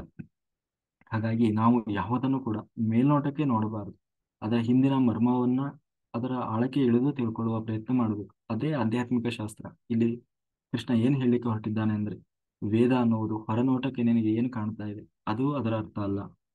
ವ್ಯವಸಾಯ ಮಾಡಬೇಕು. ವ್ಯವಸಾಯಾತ್ಮಿಕ ಬುದ್ಧಿ ಉಪಯೋಗಿಸಿ ವ್ಯವಸಾಯ ಮಾಡಬೇಕು. ಅಧ್ಯಾತ್ಮದಲ್ಲಿ ಅಂದ್ರೆ ಒಳಗೆ ಇಳಿಬೇಕು, ಆಳಕ್ಕೆ ಇಳಿಬೇಕು. ಆವಾಗ ಮುತ್ತು ರತ್ನ ಸಿಗ್ತದೆ, ನಾನು ಸಿಗ್ತೇನೆ. ಹಾಗಾಗಿ ನೀನು ಪೂಜೆ ಮಾಡಿದೆ, ನಾನು ವ್ರತ ಮಾಡಿದೆ, ಜಪ ಮಾಡಿದೆ, 21 ಸಾರಿ ಹೇಳಿದೆ, 108 ಸಾರಿ ಹೇಳಿದೆ, ನಾನು ಸಿಗ್ತೀನ? ಇಲ್ಲ, ನಾನು ಸಿಗೋಲ್ಲ. ಮತ್ತೆ ಆಧ್ಯಾತ್ಮಿಕವಾಗಿ ಸಾಧನೆ ಮಾಡಬೇಕು, ಆಳವಾಗಿ ಇಳಿಬೇಕು. ಅದೆಲ್ಲ ಕೇವಲ ನನ್ನನ್ನ ಬರ್ಲಿಕ್ಕೆ ಒಂದು ಏನಂತೀವಿ, ಆ ದ್ವಾರ ಅಷ್ಟೇ. ಆದ್ರೆ ಒಳಗೆ ಬಂದ ಮೇಲೆ ನನ್ನನ್ನು ತಿಳ್ಕೊಳ್ಬೇಕು. ಹೇಗೆ ತಿಳ್ಕೊಳ್ಬೇಕು? ಜ್ಞಾನದಿಂದ, ಕರ್ಮದಿಂದ ಅಲ್ಲ ಅಂತ ಹೇಳಿ ಮುಂದೆ ಕೃಷ್ಣ ಹ್ಮ್ ಹಾಗಾಗಿ ನಾವು ಹೇಳ್ತೀವಿ, ನಾವು ಮಾಡುವಂತಹ ಪ್ರತಿಯೊಂದು ಕರ್ಮ, ಪೂಜೆ ಪುನಸ್ಕಾರ ಈ ನಿಸ್ವಾರ್ಥವಾಗಿ ಭಗವಂತನ ಆರಾಧನೆ ಅಂತ ಹೇಳಿ ಮಾಡಬೇಕೇ ಹೊರತು ಆ ಆಮೇಲೆ ಭಗವಂತ ಏನ್ ಕೊಡ್ತಾನೋ ಅದು ಅಂತ ಹೇಳಿ ಫಲವನ್ನ ನಿರೀಕ್ಷೆ ಮಾಡಬಾರದು ಅಂತ ಹೇಳ್ತಾ ಮುಂದೆ ಹ್ಮ್ ಹಾಗಾಗಿ ಆಧ್ಯಾತ್ಮಿಕ ಮಾರ್ಗದಲ್ಲಿ ಸಾಗುವಂತಹ ವ್ಯಕ್ತಿ ಮತ್ತೆ ಅವನ ಸಾಧನೆ ಹೇಗಿರಬೇಕು ಅಂತಂದ್ರೆ, ಅವನು ಒಳಗಡೆಯಿಂದ ಅಂತರಂಗದಿಂದ ಅನುಷ್ಠಾನವನ್ನ ಆ ಅನುಷ್ಠಾನವಹಿತನಾಗಿರ್ಬೇಕು. ಹೊರಗಡೆಯಿಂದ ತೋರಿಸಿಕೊಳ್ಳುವಂತಹ ಏನಂತೀವಿ, ಪೂಜೆ ಪುನಸ್ಕಾರ ವ್ರತ ಜಪ ತಪ ಮಡಿ ಮೈಲಿಗೆ, ಇದೆಲ್ಲವೂ ಯಾವಾಗ ಸಾರ್ಥಕ ಆಗ್ತದೆ ಅಂತಂದ್ರೆ ಅಂತರಂಗದಿಂದ ಶುದ್ಧಿ ಇರಬೇಕು. ಅಂತರಂಗದಲ್ಲಿ ಶುದ್ಧಿ ಇದ್ದವನು ಮಾತ್ರ, ಆವಾಗ ಮಾತ್ರ ಅವನು ಜ್ಞಾನಕ್ಕೆ ಪೂರಕವಾಗಿ ಅಂದ್ರೆ ಜ್ಞಾನದ ಕಡೆಗೆ ಬರ್ತಾನೆ. ಅಂದ್ರೆ ಇಲ್ಲಿ ಕೃಷ್ಣ ಕರ್ಮಕ್ಕಿಂತ ಜ್ಞಾನ ಮುಖ್ಯ, ಇಲ್ಲಿ ಕರ್ಮ ಮತ್ತೆ ಜ್ಞಾನ ಎರಡೂ ಒಂದೇ ಅಂತ ಹೇಳ್ತಾ ಇಲ್ಲ. ಎರಡೂ ಒಟ್ಟೊಟ್ಟಾಗೆ ಹೋಗ್ಬೇಕು. ಕರ್ಮ ಇರುವುದು ಜ್ಞಾನಕ್ಕಾಗಿ ಕರ್ಮ ಇರುವುದು ಜ್ಞಾನಕ್ಕಾಗಿ. ನನ್ನ ತಲೆಯಲ್ಲಿ ಏನಿದೆ ಅದನ್ನ ವೇದದಲ್ಲಿ ಹುಡ್ಕೋದಲ್ಲ, ವೇದದಲ್ಲಿ ಏನಿದೆ ಅನ್ನೋದನ್ನ ಅದನ್ನ ನನ್ನ ತಲೆಗೆ ಹಾಕೊಳ್ಬೇಕು. ಹಾಗಾಗಿ ಕರ್ಮ, ಇದೆಲ್ಲ ನೀನು ಕರ್ಮ ಮಾಡಿದೆ ಅಲ್ವಾ, ಅದರೆಲ್ಲದರ ಮೂಲ ಯಾವುದು ಅಂದ್ರೆ ಏನನ್ನ ಹೋಗ್ಲಿಕ್ಕೆ ಅಂತಂದ್ರೆ ಅದು ಇನ್ನು ಜ್ಞಾನವನ್ನು ಪಡಿಲಿಕ್ಕೆ. ಎಲ್ಲವೂ ಇರುವುದು ಜ್ಞಾನಕ್ಕೋಸ್ಕರ. ಅದರಿಂದ ಇಡೀ ವೇದ ಅನ್ನುವುದು ಒಂದು ಜ್ಞಾನಕಾಂಡ ಅಂತ ಹೇಳಿ ಮುಂದೆ ಹೇಳ್ತಾನೆ. ಯಾವನಾರ್ಥ ಉದಾ ಉದಾಪಾನೆ ಸರ್ವತಃ ಸಂಪ್ಲುತೋದಕೆ ತಾವಾನ್ ತಾವಾನ್ ಸರ್ವೇಶು ವೇದೇಶು ಬ್ರಾಹ್ಮಣಸ್ಯ ವಿಜಾನತಃ. ಅಂತಂದ್ರೆ ನಾವು ನಮ್ಮ ಅಹಂಕಾರವನ್ನು ಸಂಪೂರ್ಣ ತೊರೆದು ಶರಣಾಗತಿಯಿಂದ ನೋಡಿದಾಗ ಅದು ನಮಗೆ ತೆರೆದುಕೊಳ್ಳುತ್ತದೆ. ಅಂದ್ರೆ ತಾನು ತನ್ನ ನಿಜವಾದ ಸ್ವರೂಪವನ್ನು ತೋರಿಸ್ತದೆ. ಹೇಗೆ ಒಬ್ಬ ವ್ಯಕ್ತಿ ತನ್ನ ಮನೆಯಲ್ಲಿ ಒಂದು ಬಾವಿ ತೋಡಿದ, ಅವನಿಗೂ ಕೂಡ ನೀರು ಸಿಕ್ತು. ಆದ್ರೆ ಒಂದು ಬಾವಿ, ಅದೇ ಪಕ್ಕದಲ್ಲಿ ಒಂದು ಸಣ್ಣ ನದಿ ಹರಿತಾ ಇದೆ, ಹರಿದು ಹರಿದು ಹರಿದು ತುಂಬಾ ದೂರ ಹರಿದು ಹೋಗ್ತಾ ಇದೆ. ಆ ಬಾವಿಯ ಪ್ರಯೋಜನ, ಆ ಬಾವಿಯಿಂದ ಪಡೀತಾ ಇರುವಂತ ಪ್ರಯೋಜನಕ್ಕೂ ಆ ನದಿ ಹರಿತಾ ಇರುವ ಪ್ರಯೋಜನಕ್ಕೂ ವ್ಯತ್ಯಾಸ ಇದೆಯಲ್ಲ. ಹಾಗೆ ಆ ಬಾವಿಯಿಂದ ಒಬ್ಬ ವ್ಯಕ್ತಿಗೆ ಅಷ್ಟೇ ಪ್ರಯೋಜನ ಆಗ್ಬೋದು, ಅಥವಾ ಅದರಿಂದ ಅವನು ನೀರು ಸೇದ್ಕೋಬಹುದು. ಆದ್ರೆ ಆ ಒಂದು ನದಿ ಹರಿಯೋದೇನಿದೆ ಅದು ಆ ನಿರ ಎಷ್ಟೋ ಜನರಿಗೆ ಹರಿತಾ ಹರಿತಾ ಹರಿತಾ ಆ ಎಷ್ಟು ಬಹಳಷ್ಟು ಉಪಕಾರವನ್ನು ಮಾಡ್ತಾ ಹೋಗ್ತದೆ. ಹಾಗಾಗಿ ಜ್ಞಾನವಿಲ್ಲದೆ ಕರ್ಮ ಕಾಂಡವನ್ನ ಮಾಡುವವನ ಸ್ಥಿತಿಯು ಕೂಡ ಹಾಗೆ ಇರ್ತದೆ. ಕಷ್ಟಪಟ್ಟು ಬಾವಿ ತೋಡಿದ, ಬೆವರು ಸುರಿಸಿದ, ಅದರಿಂದ ನೀರನ್ನು ಕೂಡ ಪಡ್ಕೊಳ್ತಾನೆ. ಅದೇ ಭಗವಂತನ ಸಾಕ್ಷಾತ್ಕಾರಗೊಳಿಸಿಕೊಂಡವನ ಸ್ಥಿತಿ ಹೇಗಿರ್ತದೆ ಅಂದ್ರೆ ತುಂಬಿ ಹರಿಯುವ ನದಿ ಇದ್ದ ಹಾಗೆ.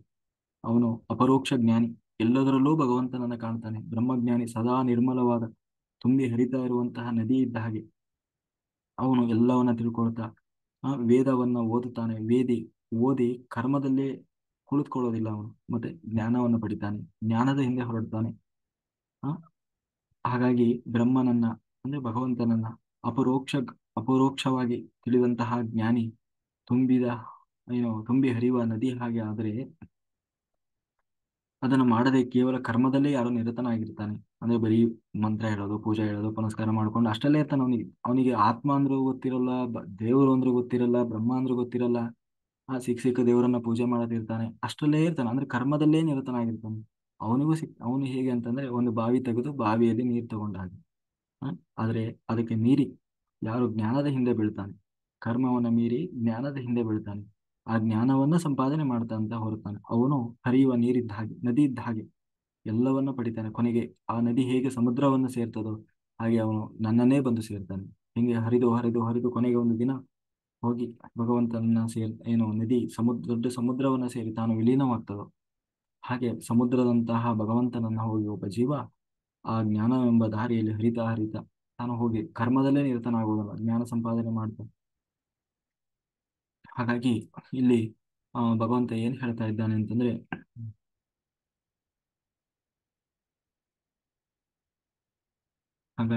ಹಾಗಾದ್ರೆ ಇದ್ರಲ್ಲೆಲ್ಲ ವೇದದಲ್ಲೆಲ್ಲ ಹೇಳಿದ್ದಾರಲ್ವಾ, ಅಥವಾ ಸ್ತೋತ್ರಗಳಲ್ಲೆಲ್ಲ ಫಲಶ್ರುತಿ ಅಂತ ಇರ್ತದಲ್ವಾ.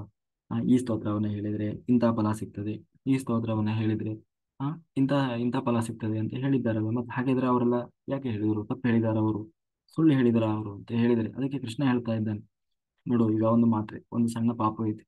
ಆ ಅದಕ್ಕೆ ಏನ್ ಮಾಡ್ತಾರೆ, ಒಂದು ಮಾತ್ರೆ ತಿನ್ನಿಸ್ಬೇಕಾಗ್ತದೆ, ಅಥವಾ ಒಂದು ಔಷಧಿ ಕೊಡಿಸ್ತಾರೆ. ಅದು ಕಹಿ ಇರ್ತದೆ, ಅದು ಅಥವಾ ಏನೋ ಒಗರು ಏನೋ ಇರ್ತದೆ. ಅದಕ್ಕೆ ಏನ್ ಮಾಡ್ತಾರೆ ಅವರು, ನೋಡು ನಿನ್ಗೆ ಚಾಕ್ಲೇಟ್ ಕೊಡ್ತೀನಿ, ಆಯ್ತಾ, ನಿನಗೆ ಬೆಲ್ಲ ಕೊಡ್ತೀನಿ, ಏನೋ ಒಂದು ಹೇಳಿ ಆಸೆ ತೋರಿಸಿ ಅದಕ್ಕೆ ಏನ್ ಮಾಡ್ತಾರೆ, ಕೊಡಿಸ್ತಾರೆ. ಆಮೇಲೆ ಮತ್ತೆ ಆ ಚಾಕ್ಲೇಟ್ ಏನೋ ಕೊಡ್ತಾರೆ. ನಿಜವಾಗ್ಲೂ ಅದಕ್ಕೆ ಅದಕ್ಕೆ ಇಷ್ಟ ಆಯ್ತೋ ಇಲ್ಲ ಗೊತ್ತಿಲ್ಲ, ಆದ್ರೆ ಆ ಚಾಕ್ಲೇಟ್ ಸಿಗ್ತದೆ ಅಂತ ಹೇಳಿ ಆ ಔಷಧಿ ತಿಂತದು. ಹಾಗೆ ಉದಾಹರಣೆಗೆ ನಿಮ್ಗೆ ಇನ್ನೂ ಹೇಳ್ಬೇಕು ಅಂದ್ರೆ, ಆಮ್, ಹ್ಮ್ ಅವಾಗ ಏನಾಗ್ತದೆ, ಅಟ್ಲೀಸ್ಟ್ ಆ ಕೆಲವು ಮನುಷ್ಯ ಅನ್ನೋನೇ ಆಸೆ ಬರುತ್ತೆ. ಎಲ್ಲದರಲ್ಲೂ ಏನಾದ್ರೂ ಸಿಗ್ತದಾ ಅಂತಾನೆ ಹುಡುಕ್ತಾನೆ ಹೊರತು ಏನು ಸಿಗಲ್ಲ ಅಂದ್ರೆ ಅದನ್ನ ಯಾಕೆ ಮಾಡಿ. ಹ್ಮ್. ಮೊದಲು ಆಧ್ಯಾತ್ಮಿಕವಾಗಿ ಒಂದೇ ಸಾರಿ ನೋಡಪ್ಪ ನಿನಗೆ ಬ್ರಹ್ಮಜ್ಞಾನ ಸಿಗ್ತದೆ, ನಿನಗೆ ಆತ್ಮಜ್ಞಾನ ಸಿಗ್ತದೆ ಅಂದ ತಕ್ಷಣ ಯಾರು ಬರಲ್ಲ. ನೋಡು, ನಿನಗೆ ನಿನಗೆ ಏನಿಲ್ಲ, ದುಡ್ಡು ಬೇಕಾ, ದುಡ್ಡು ಸಿಗ್ತದೆ. ನಿನಗೆ ಮಕ್ಕಳಿಲ್ವಾ, ಮಕ್ಕಳು ಸಿಗ್ತದೆ. ನಿನಗೆ ಉದ್ಯೋಗ ಇಲ್ವಾ, ಉದ್ಯೋಗ ಸಿಗ್ತದೆ. ನಿನಗೆ ಆರೋಗ್ಯ ಸರಿ ಇಲ್ವಾ, ಬಾ, ಆರೋಗ್ಯ ಸಿಗ್ತದೆ. ನಿನಗೆ ಊಟ ಇಲ್ವಾ, ಊಟ ಸಿಗ್ತದೆ ಅಂತ ಹೇಳಿ ಅವನು ಯಾವುದರಲ್ಲಿ ಆಸೆ ಇಟ್ಕೊಂಡಿದ್ದಾನೋ ಆ ಆ ಆಸೆಯನ್ನ ತೋರಿಸಿದ್ರೆ ಆ ಆಸೆಗೋಸ್ಕರ ಬರ್ತಾನೆ. ಬಂದು ತಾನು ಯಾವಾಗ ಅದರಲ್ಲಿ ಶುರು ಮಾಡ್ತಾನೆ ಆಗ ಅವನಿಗೆ ಸತ್ಯದ ಅರಿವಾಗ್ತದೆ. ಓಹೋ, ಈ ಈ ಇಷ್ಟು ಆಸೆಗಳಿಗೆ ಮಾಡುವುದು ಇದು ಇದು ಸೀಮಿತವಾದದ್ದು, ಇದಕ್ಕೂ ಮೀರಿದ್ದು ಇದೆ ಅನ್ನೋದು ಯಾವಾಗ ಗೊತ್ತಾಗ್ತದೆ? ಹೊರಗಡೆ ನಿಂತಾಗಲ್ಲ, ಅದು ಒಳಗಡೆ ಬಂದು ಅದರಲ್ಲಿ ಇನ್ವಾಲ್ವ್ ಆಗಿ ಯಾವಾಗ ಅದನ್ನ ತಿಳ್ಕೊಳ್ತಾ ಹೋಗ್ತಾನೆ, ಅರಿವಾಗ್ತಾ ಹೋಗ್ತಾನೆ. ಅವಾಗ ಧ್ಯಾನ ಮಾರ್ಗದಲ್ಲೂ ಅಷ್ಟೇ, ಎಲ್ಲರೂ ಏನೇನೋ ಕಾರಣಕ್ಕೆ ಬರ್ತಾರೆ. ಆರೋಗ್ಯ ಸರಿ ಇಲ್ಲ ಅಂತ ಬರ್ತಾರೆ, ಮಕ್ಕಳಿಲ್ಲ ಅಂತ ಬರ್ತಾರೆ, ಅಥವಾ ಮಾನಸಿಕ ಶಾಂತಿ ಇಲ್ಲ, ನೆಮ್ಮದಿ ಇಲ್ಲ, ಏನೇನೋ ಕಾರಣ. ಈ ಧ್ಯಾನ ಮಾಡಿದ್ರೆ ಇದೆಲ್ಲ ಕಡಿಮೆ ಆಗ್ತದೆ ಅಂತ ಬರ್ತಾರೆ. ಯಾವಾಗ ಧ್ಯಾನ ಮಾಡ್ಲಿಕ್ಕೆ ಶುರು ಮಾಡ್ತಾರೆ, ಧ್ಯಾನ ಮಾರ್ಗದಲ್ಲಿ ಬರ್ತಾರೆ, ಅವಾಗ ನಿಧಾನವಾಗಿ ಅವರಿಗೆ ಶುರುವಾಗ್ತದೆ. ಓಹೋ, ಇಷ್ಟೇ ಜೀವನ ಅಲ್ಲ, ಬೇರೆ ಇದೆ, ಇದಕ್ಕೂ ಮಿಗಿಲಾದ ಜೀವನ ಇದೆ. ನಾವು ಪಡಿಬೇಕಾದದ್ದು ಅದನ್ನ. ಇಷ್ಟಕ್ಕೆ ನಾವು ಸಣ್ಣ ಸಣ್ಣ ಆಸೆಗೆ ಕಟ್ಟು ಬಿದ್ದು ಅಷ್ಟಕ್ಕೆ ನಾವು ಸೀಮಿತ ಆಗಬಾರದು ಅಂತ ಹೇಳಿ ಅವರಿಗೆ ರಿಯಲೈಸ್ ಆಗ್ತಾ ಶುರುವಾಗ್ತದೆ. ಈ ಫಲಶ್ರುತಿಗಳ ಉದ್ದೇಶವೂ ಅಷ್ಟೇ ಕಣಪ್ಪ. ಅಷ್ಟಕ್ಕೆ ನೀನು ಮೊಳೆ ಹೊಡ್ಕೊಂಡು ಕೂತ್ಕೊಳ್ಬೇಡ. ವಿಷ್ಣು ಸಹಸ್ರನಾಮ ಅಂತಂದ್ರೆ ಬರೀ ನಿನಗೆ ಅದ್ ಸಿಗ್ತದೆ, ಇದು ಸಿಗ್ತದೆ ಅಂತ ಹೇಳಿ, ಅಥವಾ ಯಾವುದೇ ಒಂದು ಶ್ಲೋಕಗಳನ್ನು ಹೇಳುವಾಗ, ಮಂತ್ರ ಪಠನೆ ಮಾಡುವಾಗ ಅದರಲ್ಲಿ ಏನು ಫಲಶ್ರುತಿ ಹೇಳಿದ್ದಾರೆ ಅಷ್ಟೇ ಅದರ ಸೀಮಿತ ಅಲ್ಲ. ಅದು ಕೇವಲ ನಿನ್ನನ್ನ ನೀನು ಆಸೆ ಬುರುಕ ಇದ್ದಿ, ಅದಕ್ಕೆ ಸ್ವಲ್ಪ ಆಸೆ ತೋರಿಸಿದ್ರಾದ್ರೂ ಬಂದು ಮಾಡ್ತಾನ ಅನ್ನೋ ಉದ್ದೇಶದಿಂದ ಅದನ್ನ ಇಟ್ಟಿದ್ದಾರೆ ಹೊರತು ಅಷ್ಟೇ ಅದರ ಸೀಮಿತ ಅಲ್ಲ. ಅದರ ಹಿಂದಿನ ಉದ್ದೇಶ ನಿನ್ನ ಜ್ಞಾನ ಸಂಪಾದನೆ ಮಾಡಬೇಕು. ನೀನು ಆತ್ಮಜ್ಞಾನ, ಬ್ರಹ್ಮಜ್ಞಾನವನ್ನು, ಆತ್ಮಜ್ಞಾನ ಅಂದ್ರೆ ನೀನ್ ಯಾರು ಅಂತ ತಿಳ್ಕೊ. ಎಲ್ಲಿಂದ ಬಂದಿ, ಹೇಗಿದ್ದಿ, ನಿನ್ನ ಸ್ವರೂಪ ಏನು, ಇಷ್ಟೆಲ್ಲ ಒದ್ದಾಡ್ತಾ ಇದ್ದೀಯಲ್ಲ, ಯಾಕೆ ಒದ್ದಾಡ್ತಾ ಇದ್ದಿ, ಮುಂದೆ ಏನ್ ಮಾಡ್ಬೇಕಾಗಿದೆ ನೀನು, ಅದ್ರ ಬಗ್ಗೆ ತಿಳ್ಕೊ. ಅದೇ ಆತ್ಮಜ್ಞಾನ. ಬ್ರಹ್ಮಜ್ಞಾನ ಅಂದ್ರೆ ಏನು? ಇಷ್ಟೆಲ್ಲಾ ಮಾಡಿಸ್ತಾ ಇದ್ದಾನಲ್ಲ ದೇವರು, ಅವನು ಯಾರು, ಎಲ್ಲಿದ್ದಾನೆ, ಹೇಗಿದ್ದಾನೆ, ಅವನ ಸ್ವರೂಪ ಏನು, ಅದನ್ನ ತಿಳ್ಕೊ. ಅದೇ ಬ್ರಹ್ಮಜ್ಞಾನ. ಆಗ ನೀನು ಮೋಕ್ಷಕ್ಕೆ ಬರ್ತೀಯ ಹೊರತು ನೀನು ಬರೇ ಉದ್ನೆ ಕಡ್ಡಿ ಬೆಳಗ್ತಾ ಇದ್ರೆ, ನೀನು ಬರೇ ಹೂ ಮಾಡಿಸ್ತಾ ಇದ್ರೆ ನೀನು ಬರ್ಲ ಕಣಯ್ಯ. ಅದೇ ನಾಲ್ಕು ಗೋಡೆಗಳ ಮಧ್ಯೆನೇ ಇರ್ತೀಯ. ಕರ್ಮದಲ್ಲಿ ಇದ್ದವನು ಹೇಗೆ ಅಷ್ಟೇ ಸೀಮಿತ ಆಗಿರ್ತಾನೆ. ಕರ್ಮವನ್ನು ಬಿಟ್ಟು ಅವನು ಜ್ಞಾನ ಮಾರ್ಗಕ್ಕೆ ಬರಬೇಕು, ಜ್ಞಾನಕ್ಕೆ ಬರಬೇಕು. ಅವನು ಯಾರು ಜ್ಞಾನಕ್ಕೆ ಬರ್ತಾನೆ, ಅವನು ನದಿಯ ಹಾಗೆ ಹರಿದು ಕೊನೆಗೆ ಸಮುದ್ರ ಹೇಗೆ ಸೇರ್ತದೋ ಹಾಗೆ ನನ್ನನ್ನೇ ಬಂದು ಸೇರ್ತಾನೆ ಅಂತ ಹೇಳಿ, ಈ ಜ್ಞಾನಕ್ಕೂ ಕರ್ಮಕ್ಕೂ ಇರುವ ವ್ಯತ್ಯಾಸವನ್ನ ದೇವರು ಹೇಳಿದ ಅಂತ ಹೇಳ್ದ. ಕಾಯೇನ ವಾಚ ಮನಸೇಂದ್ರಿಯೈರ್ವಾ ಬುದ್ಧ್ಯಾತ್ಮನಾವ ಪ್ರಕೃತೇ ಸ್ವಭಾವ ಕರೋಮಿ ಯದ್ಯತ್ ಸಕಲಂ ಪರಸ್ಮೈ ನಾರಾಯಣಾಯೇತಿ ಸಮರ್ಪಯಾಮಿ. ನನ್ನೊಳಗೆ ಕೂತು ಹರಿವಾಯು ಗುರುಗಳು ಏನು ಹೇಳಿಸಿದರು ಅಷ್ಟೇ ಹೇಳುವ ಒಂದು ಸಣ್ಣ ಪ್ರಯತ್ನ ಮಾಡಿದ್ದೇನೆ. ಇದರಲ್ಲಿ ಏನೇ ಲೋಪದೋಷ ಇದ್ದರೂ ಅದು ನನ್ನದು, ಉಳಿದಿದ್ದೆಲ್ಲ ಭಗವಂತನದ್ದು ಅಂತ ಹೇಳ್ದ. ಸರ್ವಂ ಶ್ರೀಕೃಷ್ಣಾರ್ಪಣಮಸ್ತು. Thank you, thank you, thank you. ಇಲ್ಲಿವರೆಗೂ ಅತ್ಯಂತ ಶ್ರದ್ಧೆಯಿಂದ ಕೇಳಿದಂತಹ ಎಲ್ಲ ಧ್ಯಾನಯೋಗಿ ಬಂಧುಗಳಿಗೆ ಅನಂತ ಕೋಟಿ ಧನ್ಯವಾದಗಳು. Thank you, thank you, thank you. Okay masters, ಏನಾದರೂ ಯಾರಿಗಾದರೂ ಡೌಟ್ಸ್ ಇದ್ರೆ ಧ್ಯಾನದಲ್ಲಿ ಇರ್ಬೋದು ಅಥವಾ ಹೊಸದಾಗಿ ಯಾರಾದರೂ ಜಾಯಿನ್ ಆಗೋರು ಇದ್ರೆ, ಆಯ್ತಾ, ಏನಾದರೂ ಡೌಟ್ಸ್ ಇದ್ರೆ ಹ್ಯಾಂಡ್ ರೈಸ್ ಮಾಡಿ ಮಾತಾಡಿ. ಆಮೇಲೆ ಹ್ಮ್ ಆ, ಅಷ್ಟೇ, ಎಲ್ಲರೂ ಹೋಗಿ ಏನು ಫಸ್ಟ್ ನಾವು ಕೂರುವುದನ್ನು ಅಭ್ಯಾಸ ಮಾಡ್ಬೇಕು. ಆ ಯಾರು ನಿದ್ದೆ ಬರ್ತದೆ ಅಂತ ಹೇಳಿ ಎದ್ದು ಹೋಗಿ ಮಲಗೋದಲ್ಲ. ನಿದ್ದೆ ಬಂದ್ರೆ ಧ್ಯಾನ ಸ್ಥಿತಿಯಲ್ಲಿ ಎಲ್ಲರೂ ನಿದ್ರೆಗೆ ಜಾರಬೇಕು. ಅದೇ ಯೋಗ ನಿದ್ರೆ. ಆಯ್ತಾ? ಧ್ಯಾನ ಸ್ಥಿತಿಯಲ್ಲಿ ನಿದ್ರೆಗೆ ಜಾರಬೇಕು. ಅದನ್ನು ನಾವು ಅಂದ್ರೆ ಫಸ್ಟ್ ನಾವು ಕೂರೋದನ್ನ ಪ್ರಾಕ್ಟೀಸ್ ಮಾಡ್ಬೇಕು. ಯಾವಾಗ ಕೂರುವುದನ್ನು ಪ್ರಾಕ್ಟೀಸ್ ಮಾಡ್ತೀವಿ, ಒಂದು 5-6 ದಿವಸ, 6-7 ದಿವಸ, ಅದು ಸ್ವಲ್ಪ ನಮಗೆ ಕಷ್ಟ ಆಗ್ಬೋದು. ಆದ್ರೆ ಆಮೇಲೆ ಅದು ಸಹಜವಾಗಿ ಏನಾಗ್ತದೆ, ಅದು ಕಡಿಮೆ ಆಗ್ತಾ ಬರ್ತದೆ. ಆಮೇಲೆ ಇವಾಗ ಕಾಯನೋಪಾಸನ ಆಗ್ತಾ ಇರ್ತದೆ. ಕಾಯನೋಪಾಸನ ಅಂದ್ರೆ ನಾಡಿಮಂಡಲ ಶುದ್ಧೀಕರಣ ಆಗ್ತಾ ಇರ್ತದೆ. ತುಂಬಾ ಇರಿಟೇಷನ್ ಆಗ್ತದೆ, ಕುತ್ಕೊಳಕ್ಕಾಗಲ್ಲ, ಎಲ್ಲಾ ಬಿಟ್ಟು ಎದ್ದು ಹೋಗ್ಬಿಡೋಣ ಅನ್ನೋಷ್ಟು ಆಗ್ತದೆ. ಆದ್ರೆ ಏನಾದ್ರೂ ಬಿಟ್ಟು ಹೋಗ್ಬಾರ್ದು. ಆಮೇಲೆ ಮಲಗಿದ್ರೇನೆ ಜಾಸ್ತಿ ನಮಗೆ ಕಂಫರ್ಟೇಬಲ್. ಈ ತರ ಕುತ್ಕೊಂಡ್ರೆ ನಿದ್ದೆಗೆಟ್ರೆ ಏನಾಗ್ಬಿಡ್ತದೋ ಅನ್ನುವ ಯೋಚನೆ ಬೇಡ. ನೀವು ಮಲಗಿ ಪಡೆಯುವ ಶಕ್ತಿಗಿಂತಲೂ ಧ್ಯಾನದಲ್ಲಿ ಅಥವಾ ಯೋಗ ನಿದ್ರೆಯಿಂದ ಅದಕ್ಕಿಂತ 10 ಪಟ್ಟು ಶಕ್ತಿಯನ್ನ ಪಡಿಲಿಕ್ಕೆ ಸಾಧ್ಯ ಇದೆ. ಹಾಗಾಗಿ ಆ ಕೊನೆ ಪಕ್ಷ ಆ ಏನಂತೀವಿ, ಪ್ರಾಕ್ಟೀಸ್ ಮಾಡ್ಬೇಕು. ಏನಂತೀವಿ, ಆಗೋಲ್ಲ ಅಂತ ಹೆದರಬಾರದು. ಎಷ್ಟು ಸಾಧ್ಯ ಆಗ್ತದೋ ಅಷ್ಟು ಮಾಡುವ ಪ್ರಯತ್ನ ಮಾಡಬೇಕು. ಬೆಳಗ್ಗೆವರೆಗೂ ಮಾಡೋದು. ತುಂಬಾ ಜನ ಬೆಳಗ್ಗೆವರೆಗೂ ಮಾಡ್ತಾರೆ. ಮಾಡಿ, ಎಲ್ಲರಿಗೂ ಸಾಧ್ಯ ಇದೆ. ಒಂದು ಫಸ್ಟಿಗೆ ಸಲ ಅದನ್ನು ಮಾಡಿದವರಿಗೆ ಗೊತ್ತಿರ್ತದೆ. ಬೆಳಗ್ಗೆವರೆಗೂ ಯಾರು ಮಾಡ್ತಾರೆ ಅವರಿಗೆ ಬೆಳಿಗ್ಗೆ ಆ ಎನರ್ಜಿ ಲೆವೆಲ್ ಏನಿರ್ತದೆ, ಹಾ, ಅವರಿಗೆ ಅದರ ನಿಜವಾದ ಏನಂತೀವಿ ಶಕ್ತಿ ಗೊತ್ತಾಗ್ತದೆ. ಹಾಗಾಗಿ ಎಲ್ಲರೂ ಮಾಡಿ. ಆಮೇಲೆ ಆರಾಮ್ಸೆ ಮಾಡಿ ಎಲ್ಲರೂ. ಆ ತುಂಬಾ ಸಿಂಪಲ್. ಏನಂದ್ರೆ ಲಾಜಿಕ್ ಅಂದ್ರೆ ಫಸ್ಟ್ ನಾವು ಕೂರೋದನ್ನ ಅಭ್ಯಾಸ ಮಾಡಬೇಕು. ಯೋಗ ನಿದ್ರೆ ಅವೇರ್ನೆಸ್ ಇಲ್ಲದೆ ಇದ್ರೂ ಪರವಾಗಿಲ್ಲ, ಯೋಗ ನಿದ್ರೆ ಎಲ್ಲಾದ್ರೂ ನಾವು ಚೇರ್ ಬಿಟ್ಟು ಇಳಿಬಾರ್ದು. ತುಂಬಾ ಇರಿಟೇಷನ್ ಆಗ್ತಾ ಇದೆ, ಕಷ್ಟ ಆಗ್ತಾ ಇದೆ ಅಂತಂದ್ರೆ ಸ್ವಲ್ಪ ಎದ್ದು ರಿಲ್ಯಾಕ್ಸ್ ಮಾಡಿ, ನೀರು ಕುಡೀರಿ, ವಾಶ್ರೂಮ್ ಹೋಗಿ ಬನ್ನಿ, ಮತ್ತೆ ಬಂದು ಕೂತ್ಕೊಳ್ಬೇಕು. ಫೈಟ್ ಮಾಡ್ಬೇಕಿಲ್ಲಿ, ನಾನಾ ನೀನಾ ಅಂತ ಜಿದ್ದಾಜಿದ್ದಿ ಬೀಳ್ಬೇಕು. ಹಾಗಿದ್ರೆ ಮಾತ್ರ ಮಾಡೋಕ್ಕಾಗೋದು. ಮನಸ್ಸು ಗಟ್ಟಿ ಆಗ್ಬೇಕು. ಮನಸ್ಸು ಗಟ್ಟಿ ಇದ್ರೆ ಮಾತ್ರ ಮಾಡ್ಲಿಕ್ಕೆ ಸಾಧ್ಯ. ಒಂದು ಸ್ವಲ್ಪ ಮನಸ್ಸು ಹಲ್ಚಲ್ ಆಯ್ತು, ಅಯ್ಯೋ ಇದೆಲ್ಲ ಯಾರಿಗೆ ಬೇಕಪ್ಪ ಇದೆಲ್ಲ ಅನ್ಕೊಂಡಿವಿ ಅಂದ್ರೆ ಆಗೋಲ್ಲ. ಮನುಷ್ಯನ ಮನಸ್ಸಿನ ಮುಂದೆ ಯಾವುದೂ ಇಲ್ಲ. ಆಯ್ತಾ? ಮನಸ್ಸು ಗಟ್ಟಿಯಾಗಿದ್ರೆ ಎಲ್ಲವೂ ಸಾಧ್ಯ ಇದೆ. ಹಾಗಾಗಿ ಆ ಆಮೇಲೆ ಜಾಸ್ತಿ ಸಿಕ್ಕಾಪಟ್ಟೆ ಎನರ್ಜಿ ಇರ್ತದೆ. ಆ ಹಾಗಾಗಿ ಚೆನ್ನಾಗಿ ಆ ಎನರ್ಜಿಗೆ ಕನೆಕ್ಟ್ ಆಗಿ ಮಾಡಿ. ಎಲ್ಲ ಪ್ರತಿಯೊಂದು everything is possible in Gudakesha. ಆಯ್ತಾ? ರಾತ್ರಿ ಧ್ಯಾನದಲ್ಲಿ ಎಲ್ಲವೂ ಸಾಧ್ಯ ಇದೆ. ಇಲ್ಲಿ ಅಸಾಧ್ಯ ಅನ್ನೋದು ಯಾವುದೂ ಇಲ್ಲ. ಆದರೆ ಸ್ವಲ್ಪ ಸ್ವಲ್ಪ ಹೆಚ್ಚು ಕಡಿಮೆ ಆಗ್ಬೋದು. ಅಂದ್ರೆ ಸಮಯ ಕೆಲವರಿಗೆ ಬೇಗ ಸಿಗ್ಬೋದು, ಒಂದೇ ದಿನಕ್ಕೆ ಸಿಗ್ಬೋದು, ವಾರಕ್ಕೆ ಸಿಗ್ಬೋದು, ತಿಂಗಳಿಗೆ ಸಿಗ್ಬೋದು. ಆ ಕೆಲವರಿಗೆ ಒಂದು ಮಂಡಲ. ಹಾಗಾಗಿ ಅಟ್ಲೀಸ್ಟ್ ಒಂದು ಮಂಡಲ ಮಾಡಲಿಕ್ಕೆ ಪ್ರಯತ್ನ ಮಾಡಿ. ಒಂದು ಮಂಡಲ ಅಂದ್ರೆ 41 ದಿವಸ ಮಾಡಲಿಕ್ಕೆ ಸಂಪೂರ್ಣ ಪ್ರಯತ್ನ ಮಾಡಿ. ಒಂದು ಮಂಡಲ ಮಾಡೋದ್ರಿಂದ ಏನಾಗ್ತದೆ ಅಂತಂದ್ರೆ ಒಂದು ರೀತಿ ಹೊಸ ರೀಬರ್ತ್ ಆದಂಗೆ. ರೀಬರ್ತ್ ಅಂದ್ರೆ ಮರುಹುಟ್ಟು. ಎಷ್ಟೋ ಕರ್ಮ ಕಳೀತದೆ. ಒಂದು ಹೊಸ ಹೊಸ ಜೀವನ ಶುರುವಾಗ್ತದೆ. ಎಷ್ಟೋ ಜನ ಹೊಸ ಜೀವನ ಶುರು ಮಾಡಿದವರು ಇದ್ದಾರೆ ಬದುಕಿನಲ್ಲಿ. ಆ ಯ- ಯ- ಯಾವ ಹಾಸ್ಪಿಟಲ್ಲಲ್ಲೂ ಪಡಿಲಿಕ್ಕಾಗದೇ ಇರೋದನ್ನು, ಯಾವ ಪೂಜೆ ಪುನಸ್ಕಾರ ವ್ರತ ಜಪ ತಪ ಹೋಮ ಯಾವುದ್ರನ್ನೂ ಸಿಗದೇ ಇರೋದನ್ನ ಇವತ್ತು ಏನು ಧ್ಯಾನ ಮಾರ್ಗದಲ್ಲಿ ಸಿಗ್ತಾ ಇದೆ. ಇವಾಗ ಕೃಷ್ಣನೇ ಹೇಳ್ತಾ ಇದ್ದಾನಲ್ಲ, ನೀನು ಕರ್ಮ ಮಾಡ್ಕೊಂತ ಕುಂತ್ರೆ ನಾನು ಸಿಗಲ್ಲ ಕಣೆ, ನಿನಗೆ ಜ್ಞಾನಕ್ಕೆ ಬರ್ಬೇಕು. ಮುಂದೆ ಧ್ಯಾನದ ಬಗ್ಗೆನೂ ಹೇಳ್ತಾನೆ, ಮುಂದೆ ಬರ್ತದೆ ಧ್ಯಾನ, ಧ್ಯಾನ ಮಾರ್ಗ, ವಿಜ್ಞಾನ, ಧ್ಯಾನ, ಆ, ಯೋಗ, ಅದ್ರ ಬಗ್ಗೆ ಹೇಳ್ತಾನೆ. ಅವಾಗ ಗೊತ್ತಾಗ್ತದೆ. ಅದನ್ನೇ ಪತ್ರಿಜಿ ಅವ್ರು ಹೇಳಿದ್ದು. ನೀವು ಬರೀ ನಾಲ್ಕು ಗೋಡೆ ಮುಂದೆ ದೇವರಿಗೆ ಅದೆಲ್ಲ ಅದು ಮಾಡಬಾರದು ಅಂತ ಉದ್ದೇಶ ಹೇಳ್ತಾ ಇರೋದಲ್ಲ. ಅದೇ ಹೇಳಿದ್ನಲ್ವಾ, ಅಟ್ಲೀಸ್ಟ್ ಅದನ್ನಾದ್ರೂ ಮಾಡ್ತಾ ಮಾಡ್ತಾ ಇಲ್ಲಿಗೆ ಬರ್ಬೋದೇನೋ ಅನ್ನೋದಕ್ಕೆ ಅದನ್ನ ಮಾಡೋದಷ್ಟೇ. ಅದರಲ್ಲೇ ಇರೋದಲ್ಲ. ಹಾಗಾಗಿ ಕರ್ಮ ಇರೋದೇನಕ್ಕೆ? ಜ್ಞಾನಕ್ಕಾಗಿ. ಜ್ಞಾನ ಮಾರ್ಗಕ್ಕೆ ಬಾ ಅಂತ, ಧ್ಯಾನ ಮಾರ್ಗಕ್ಕೆ ಬಾ ಅಂತ ಕರ್ಮ ಇರೋದು. ಕರ್ಮದಲ್ಲೇ ಕುತ್ಕೋ ಅಂತ ಅಲ್ಲ. ಹಾಗಾಗಿ ಯಾಕೆಂದ್ರೆ ಕೃಷ್ಣನೇ ಹೇಳ್ತಾ ಇದ್ದಾನೆ, ಕರ್ಮ ಮಾಡ್ತಾ ಕುಂತವನಿಗೆ ನಾನು ಸಿಗೋಲ್ಲ ಅಂತ ಹೇಳ್ಬೋದಲ್ಲ.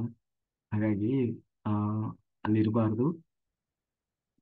ಹಾಗಾಗಿ ಮಾಡಿ, ಎಲ್ಲರೂ ಮಾಡಿ, ಎಲ್ಲರಿಗೂ ಸಾಧ್ಯ ಇದೆ. ಆಮೇಲೆ ಯಾರ್ಯಾರು ಏನೇನು ಆ, ಆಸೆ ಇಟ್ಕೊಂಡು ಬಂದಿದ್ದೀರಿ, ಖಂಡಿತ ಹ್ಮ್, ಎಲ್- ಎಲ್ಲರಿಗೂ ಯಾಕೆಂದ್ರೆ ಪ್ರತಿಯೊಂದಕ್ಕೂ ಕೂಡ ಒಂದೊಂದು ಕರ್ಮ ಅನ್ನೋದು ಅಡ್ಡು ಬಂದು ನಿಂತಿರ್ತದೆ. ಹಾಗಾಗಿ ಧ್ಯಾನದಲ್ಲಿ ಯಾಕೆ ಸಿಗ್ತದೆ ಅಂತಂದ್ರೆ ನಮ್ಮೊಳಗೆ ವಿಶ್ವಶಕ್ತಿ ಪ್ರವೇಶ ಆಗುತ್ತಲ್ಲ ಧ್ಯಾನ.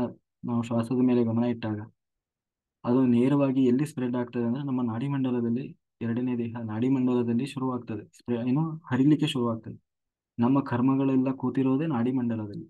ಅಂದ್ರೆ ನಮ್ಮ ನಾಡಿಮಂಡಲ ಎಲ್ಲಿರ್ತದೆ ಅಂದ್ರೆ ನಮ್ಮ ಎಥಿರಿಕ್ ಬಾಡಿ. ಏನ್ ನಮಗೆ 7 ಶರೀರ ಇರ್ತದೆ, ಎರಡನೇ ಶರೀರ ಎಥಿರಿಕ್ ಬಾಡಿ, ಶಕ್ತಿ ಬಾಡಿ ಅಂತ ಹೇಳ್ತೀವಿ ನಾವು. ಆಯ್ತಾ? ಎಥಿರಿಕ್ ಬಾಡಿ.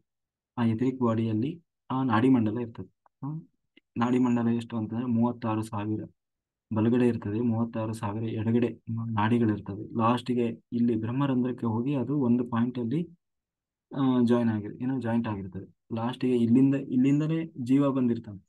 ಈ ಜೀವ ಈ ದೇಹಕ್ಕೆ ಬಂದು ಸೇರಿರ್ತಾನಲ್ಲ, ಅದು ಇಲ್ಲಿಂದ ಬಂದು ಸೇರಿರ್ತಾನೆ. ನೀವು ಸಣ್ಣ ಮಕ್ಕಳು ಹುಟ್ಟಿದಾಗ ನೋಡಿ, ನೆತ್ತಿ ತುಂಬಾ ಸ್ಮೂತ್ ಇರ್ತದೆ. ಅದಿನ್ನೂ ಕೂಡಿರಲ್ಲ ಅಂತಾರೆ. ಆ ನೆತ್ತಿ ಇನ್ನೂ ಕೂಡಿಲ್ಲ ಅಂತ ಹೇಳಿ ಇಲ್ಲಿ ಎಣ್ಣೆ ಹಾಕಿ ಎಲೆ ಎಲ್ಲ ಹಾಕಿ ಕಟ್ತಾರದ ಚೆನ್ನಾಗಿ. ಇಲ್ಲಿ ಇನ್ನೂ ನೆತ್ತಿ ಕೂಡಿಲ್ಲ, ನೆತ್ತಿ ಕೂಡಿಲ್ಲ ಅಂತ. ಅದನ್ನ ಬ್ರಹ್ಮರಂಧ್ರ ಅಂತಾರೆ. ಅಂದ್ರೆ ಜೀವ ಬಂದು ಪ್ರವೇಶ ಆಗೋದೇ ಆ ನೆತ್ತಿಯ ಮೂಲಕ. ಆ ಜೀವ ಆ ನೆತ್ತಿ ಏನು ಬ್ರಹ್ಮರಂಧ್ರ ಅಂತ ಹೇಳ್ತೀವಿ, ಅಲ್ಲಿಂದ ಯಾವಾಗ ಹೊರಟ್ರೆ ಅವನು ಮೋಕ್ಷಕ್ಕೆ ಹೋಗ್ತಾನೆ. ಅದು ಬಿಟ್ಟು ಬೇರೆ ಕಡೆ ಹೊರಟ ಅಂತಂದ್ರೆ ಅವನು ಹೋಗಲ್ಲ, ಮತ್ತೆ ವಾಪಸ್ ಬರ್ತಾನೆ ಅಂತ ಅರ್ಥ. ಆಯ್ತಾ? ಅಲ್ಲಿಂದ ಹೋಗ್ಬೇಕು. ಒಬ್ಬ ಯೋಗಿ ಆದವನು ಅಲ್ಲಿಂದ ಹೋಗ್ತಾನೆ. ಒಬ್ಬ ಯೋಗಿ, ಒಬ್ಬ ಸಿದ್ಧ ಪುರುಷ, ಅಥವಾ ಏನು ಧ್ಯಾನ ಸಾಧನೆ ಮಾಡಿದಂತ ಒಬ್ಬ ಎನ್ಲೈಟೆಡ್ ಮಾಸ್ಟರ್ ಏನಿರ್ತಾರೆ, ಅವರು ಬ್ರಹ್ಮರಂಧ್ರವನ್ನು ಹೊಡೆದು ಮೇಲ್ಗಡೆಯಿಂದನೇ ಬಂದು ಮೇಲ್ಗಡೆನೆ ಹೋಗ್ತಾರೆ. ಆಯ್ತಲ್ಲ? ಹ್ಮ್ ಹಾಗಾಗಿ ಅಲ್ಲಿಂದನೇ ಏನಂತೆ ನಮ್ಮ ಆ, ವಿಶ್ವಶಕ್ತಿ ಅನ್ನೋದು, ಕಾಸ್ಮಿಕ್ ಎನರ್ಜಿ ನಮಗೆ ಇದಾದಾಗ, ಆ ಒಂದು ನಾಡಿ ಮಂಡಲದೆಲ್ಲ ಹರಿಯುವಾಗ ಶಿವಶಕ್ತಿ, ಆಯ್ತಾ, ಸ್ತ್ರೀ ಪುರುಷ ತತ್ವ ಅಂತೀವಲ್ಲ ಅದು. ಅಲ್ಲಿ ಹರಿಯುವಾಗ ಏನಾಗ್ತದೆ, ಅದು ಇರಿಟೇಷನ್. ಅಲ್ಲಿ ಈಗ ಉದಾಹರಣೆಗೆ ಒಂದು ಪೈಪ್ ಇರ್ತದೆ, ಪೈಪಲ್ಲಿ ನೀರು ಹೋಗುವಾಗ ಅದು ಅಲ್ಲಿ ಬ್ಲಾಕ್ ಆಗಿತ್ತು ಅಂದ್ರೆ ಮುಂದಕ್ಕೆ ಹೋಗ್ಲಿಕ್ಕೆ ಆಗೋದು. ಅವಾಗ ಅದು ಏನ್ ಮಾಡ್ತದೆ, ತಳ್ತದೆ ಇದು. ತಳ್ಳಿದಾಗ ಏನಾಗ್ತದೆ, ಅಲ್ಲಿ ಸಂಘರ್ಷ ಶುರುವಾಗುತ್ತೆ.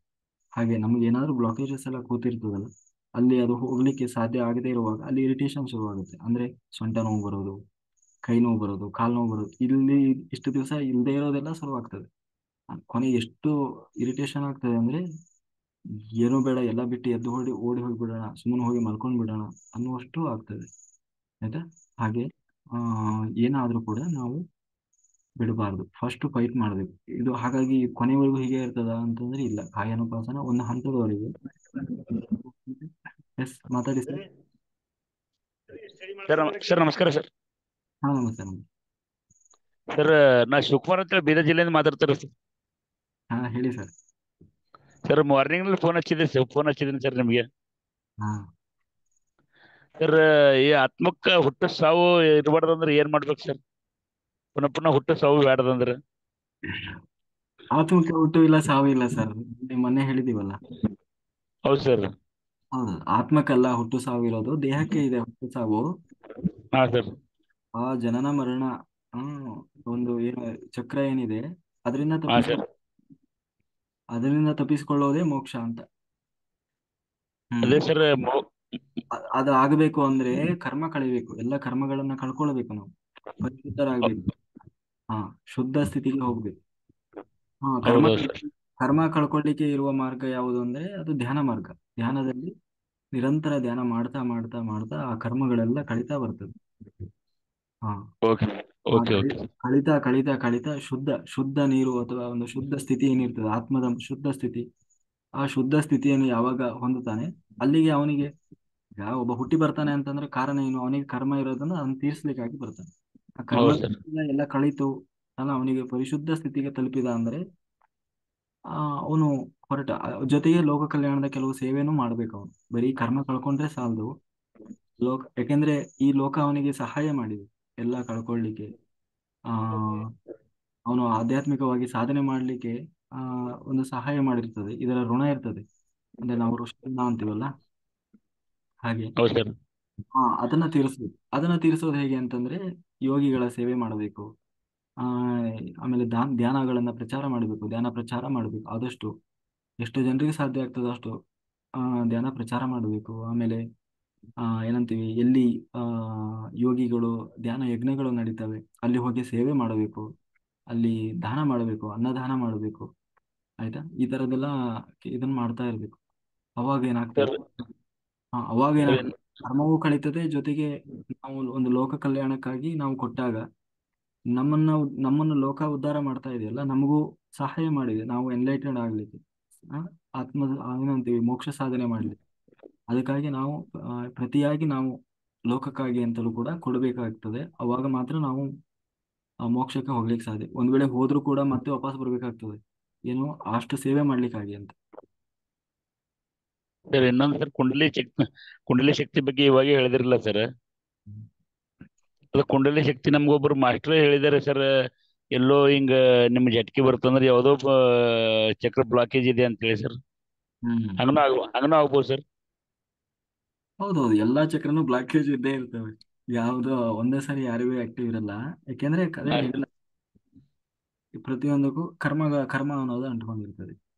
ಯಾವಾಗ ಹೌದು. ಯಾವಾಗ ಕಳೀತಾ ಬರ್ತದೆ ಕರ್ಮ ಅನ್ನೋದು, ಸಹಜವಾಗಿ ಅದೇ ನಿರಂತರ ಧ್ಯಾನ ಸಾಧನೆಯಿಂದ ಅದೆಲ್ಲ ಚಕ್ರಗಳು, ಅಲ್ಲಿ ಪ್ರತಿಯೊಂದು ಚಕ್ರದಲ್ಲೂ ಒಂದಲ್ಲ ಒಂದು ಬ್ಲಾಕೇಜ್ ಇರ್ತದೆ, ಪರಿಪೂರ್ಣವಾಗಿ ಆ ಏನೋ ಆಕ್ಟಿವ್ ಇರಲ್ಲ. ಹ್ಮ್? ಅದು ಎಲ್ಲ ಕ್ಲೀನ್ ಆಗ್ತಾ ಬಂದು ತನ್ನಷ್ಟು ತಾನೇ ಅದು ಜಾಗೃತ ಆಗ್ಲಿಕ್ಕೆ ಶುರುವಾಗ್ತದೆ. ಹ್ಮ್? ಅದು ಅವಾಗ ಏನಾಗ್ತದೆ, ತನ್ನಷ್ಟು ತಾನೇ ಜಾಗೃತ ಆದಾಗ ಅದೇ ಕುಂಡಲಿನಿ ಜಾಗೃತಿ. ಅದ್ರ ಸರ್ ನಮ್ದು ಯಾವ್ದೋ ಚಕ್ರ ಬ್ಲಾಕೇಜ್ ಅಂತ ಹೆಂಗ್ ಗೊತ್ತಾಗುತ್ತೆ ಸರ್? ಅದು ನಮ್ಮ, ಈ ಉದಾಹರಣೆಗೆ ನಮ್ಮ ಥರ್ಡ್ ಐ ನಮ್ಗೆ ಓಪನ್ ಇದೆಯಾ, ನಮ್ಗೆಲ್ಲ ಇಲ್ಲ ಸರ್. ಇಲ್ಲ. ವಿಶುದ್ಧಿ ಚಕ್ರ ನಮ್ಮ, ನಾವು ಹೇಳಿದ್ದೆಲ್ಲ ನಡೀತಾ ಇದೆಯಾ? ಇಲ್ಲ. ಇಲ್ಲಿ ಇಲ್ಲ ಇಲ್ಲಿ ಸರ್. ವಿಶುದ್ಧಿ ಚಕ್ರ ಇರ್ತದೆ, ಅದು ಆಕ್ಟಿವ್ ಹೌದು ಆಗಿ, ಸರ್. ಅದು ಆಕ್ಟಿವ್ ಆಗಿದೆ ಅಂತಂದ್ರೆ ವಾಕ್ಸಿದ್ಧಿ ಇದೆ ಅಂತ ಅರ್ಥ. ಅರ್ಥ ಆಯ್ತಲ್ಲ? ಹೌದು ಸರ್. ನಾವು ಹೌದೌದು ನಾವು ಸರ್. ಏನು ಹೇಳ್ತೀವಿ ಅದು ನಡೀತಾ ಇದೆ ಅಂತಂದ್ರೆ ಅದು ಆಕ್ಟಿವ್ ಆಗಿದೆ ಅಂತ ಅರ್ಥ. ಮುಂದೆ ಏನಾಗ್ತದೆ ಅಂತ ಗೊತ್ತಾಗ್ತಾ ಇದೆ ಅಂತಂದ್ರೆ ಇದು ಆಕ್ಟಿವ್ ಇದೆ ಅಂತ ಅರ್ಥ. ನನಗೆ ಥ್ಯಾಂಕ್ ಯು ಸರ್. ಯಾವ ಕಾಯಿಲೆನೂ ಬರ್ತಾ ಇಲ್ಲ, ನನಗೆ ಜ್ವರ ಇಲ್ಲ, ಶೀತ ನೆಗಡಿ ಕೆಮ್ಮು ತಲೆನೋವು ಏನೂ ಇಲ್ಲ, ಆರೋಗ್ಯವಾಗಿದ್ದೀನಿ ಅಂತಂದ್ರೆ ನನ್ನ ಮೂಲಾಧಾರ ಚಕ್ರ ಆಕ್ಟಿವ್ ಇದೆ ಅಂತ ಅರ್ಥ. ಥ್ಯಾಂಕ್ ಯು ನನಗೆ ಸರ್. ಆಗ್ತಾ ಇದೆ ಅಂತಂದ್ರೆ ನನ್ನ ಮಣಿಪೂರಕ ಚಕ್ರ ಆಕ್ಟಿವ್ ಇದೆ ಅಂತ ಅರ್ಥ. ಹೌದು ಸರ್. ನನ್ನ ಏನಂತೀವಿ ಒಳಗಡೆ ಎಲ್ಲ ಜೀರ್ಣ ವ್ಯವಸ್ಥೆ ಚೆನ್ನಾಗಿ ನಡೀತಾ ಇದೆ, ಶ್ವಾಸ ಚೆನ್ನಾಗಿ ನಡೀತಾ ಇದೆ, ಎಲ್ಲ ಆಗ್ತಾ ಇದೆ ಅಂತಂದ್ರೆ ಆ ಯಾವುದು ಇಲ್ಲಿ ಇದು ಬರ್ತದೆ, ಹೃದಯದ ಹತ್ರ ಚಕ್ರ ಬರ್ತದಲ್ಲ, ಹಾ ಅದು ಆಕ್ಟಿವ್ ಇದೆ ಅಂತ ಅರ್ಥ. ಓಕೆ ಅಷ್ಟೇ. ಸರ್. ಓಕೆ. ಪ್ರತಿಯೊಂದು ಚಕ್ರದಲ್ಲೂ ಒಂದೊಂದು ಒಂದೊಂದು ಏನಂತೀವಿ ಗುಣಲಕ್ಷಣ ಇದೆ. Okay sir. ಓಕೆ. ಹ್ಮ್ ಇದು ಥ್ಯಾಂಕ್ ಯು ಸರ್. ಹಾ ಓಕೆ ಓಕೆ ಥ್ಯಾಂಕ್ ಯು. ಧನ್ಯವಾದ ಸರ್. ಓಕೆ ಮಾಡಿ ಸರ್.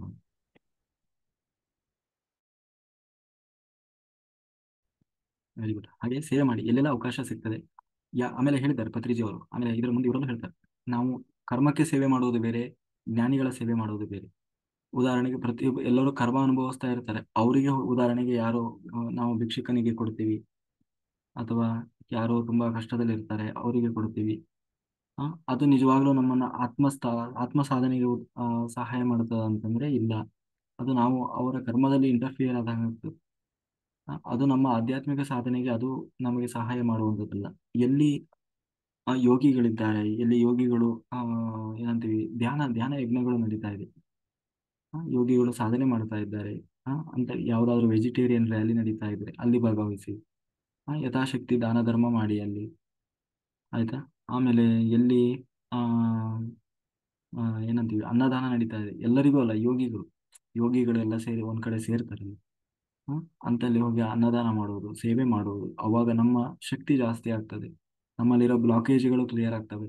ಬರೀ ಧ್ಯಾನ ಒಂದರಿಂದಲೇ ಆಗೋಲ್ಲ. ಆಮೇಲೆ ಸಜ್ಜನ ಸಾಂಗತ್ಯ ಮಾಡಿ, ಸಜ್ಜನ ಸಾಂಗತ್ಯ ಸ್ವಾಧ್ಯಾಯ ಕೇಳೋದ್ರಿಂದಲೂ ಕರ್ಮ ಕಳೀತದೆ. ಈಗ ಭಗವದ್ಗೀತೆ ಕೇಳ್ತಾ ಇದ್ದೀರಲ್ಲ, ಈ ಇಡೀ ಭಗವದ್ಗೀತೆಯನ್ನು ಯಾರು ಕೇಳ್ತಾರೆ ಕೊನೆಯವರೆಗೂ? ಎಲ್ಲೆಲ್ಲೋ ಕೇಳೋದು ಬೇರೆ, ಇಲ್ಲಿ ಈ ಒಂದು ವೇದಿಕೆಯಲ್ಲಿ ಕೇಳೋದು ಬೇರೆ. ಯಾಕೆಂದ್ರೆ ಇಲ್ಲಿ ಎಲ್ಲ ಸಾಧಕರು ಇರ್ತಾರೆ, ಯೋಗಿಗಳು ಇರ್ತಾರೆ, ಧ್ಯಾನ ಮಾಡೋರು, ಯಾರ್ಯಾರು ಯಾವ ದೇವರು ಯಾವ ಮಾಸ್ಟರ್ ದೊಡ್ಡ ದೊಡ್ಡ ಇವರು ಅಂಶನೋ ಗೊತ್ತಿಲ್ಲ. ಆ ಅಂತಹ ಯೋಗಿಗಳೆಲ್ಲ ಸೇರಿ ಒಂದು ಜ್ಞಾನ ಯಜ್ಞ ಇದು. ಇದನ್ನು ಯಾರು ಪರಿಪೂರ್ಣವಾಗಿ ಕೇಳ್ತಾರೆ ಅವರು ಎಷ್ಟು ಕರ್ಮ ಕಳೀತದೆ ಹೇಳಲಿಕ್ಕಾಗಲ್ಲ. ಆ ಹಾಗೆ ಆ ಅಂತ ಜ್ಞಾನ ಯಜ್ಞಗಳು ನಡೆಯುವಾಗ ಅದರಲ್ಲಿ ಹೋಗಿ ಭಾಗವಹಿಸಿ. ಏನೇನೋ ಮಾಡಿ ಸಮಯ ವ್ಯರ್ಥ ಮಾಡ್ತೀವಿ ನಾವು.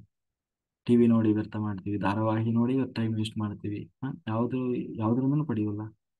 ಹಾಗೆ ಎಲ್ಲಾದ್ರೂ ಒಂದು ಏನು ಧ್ಯಾನಕ್ಕೆ ಸಂಬಂಧಪಟ್ಟ ಹಾಗೆ ಯಜ್ಞಗಳು ನಡೀತಾನೆ ಇರ್ತವೆ.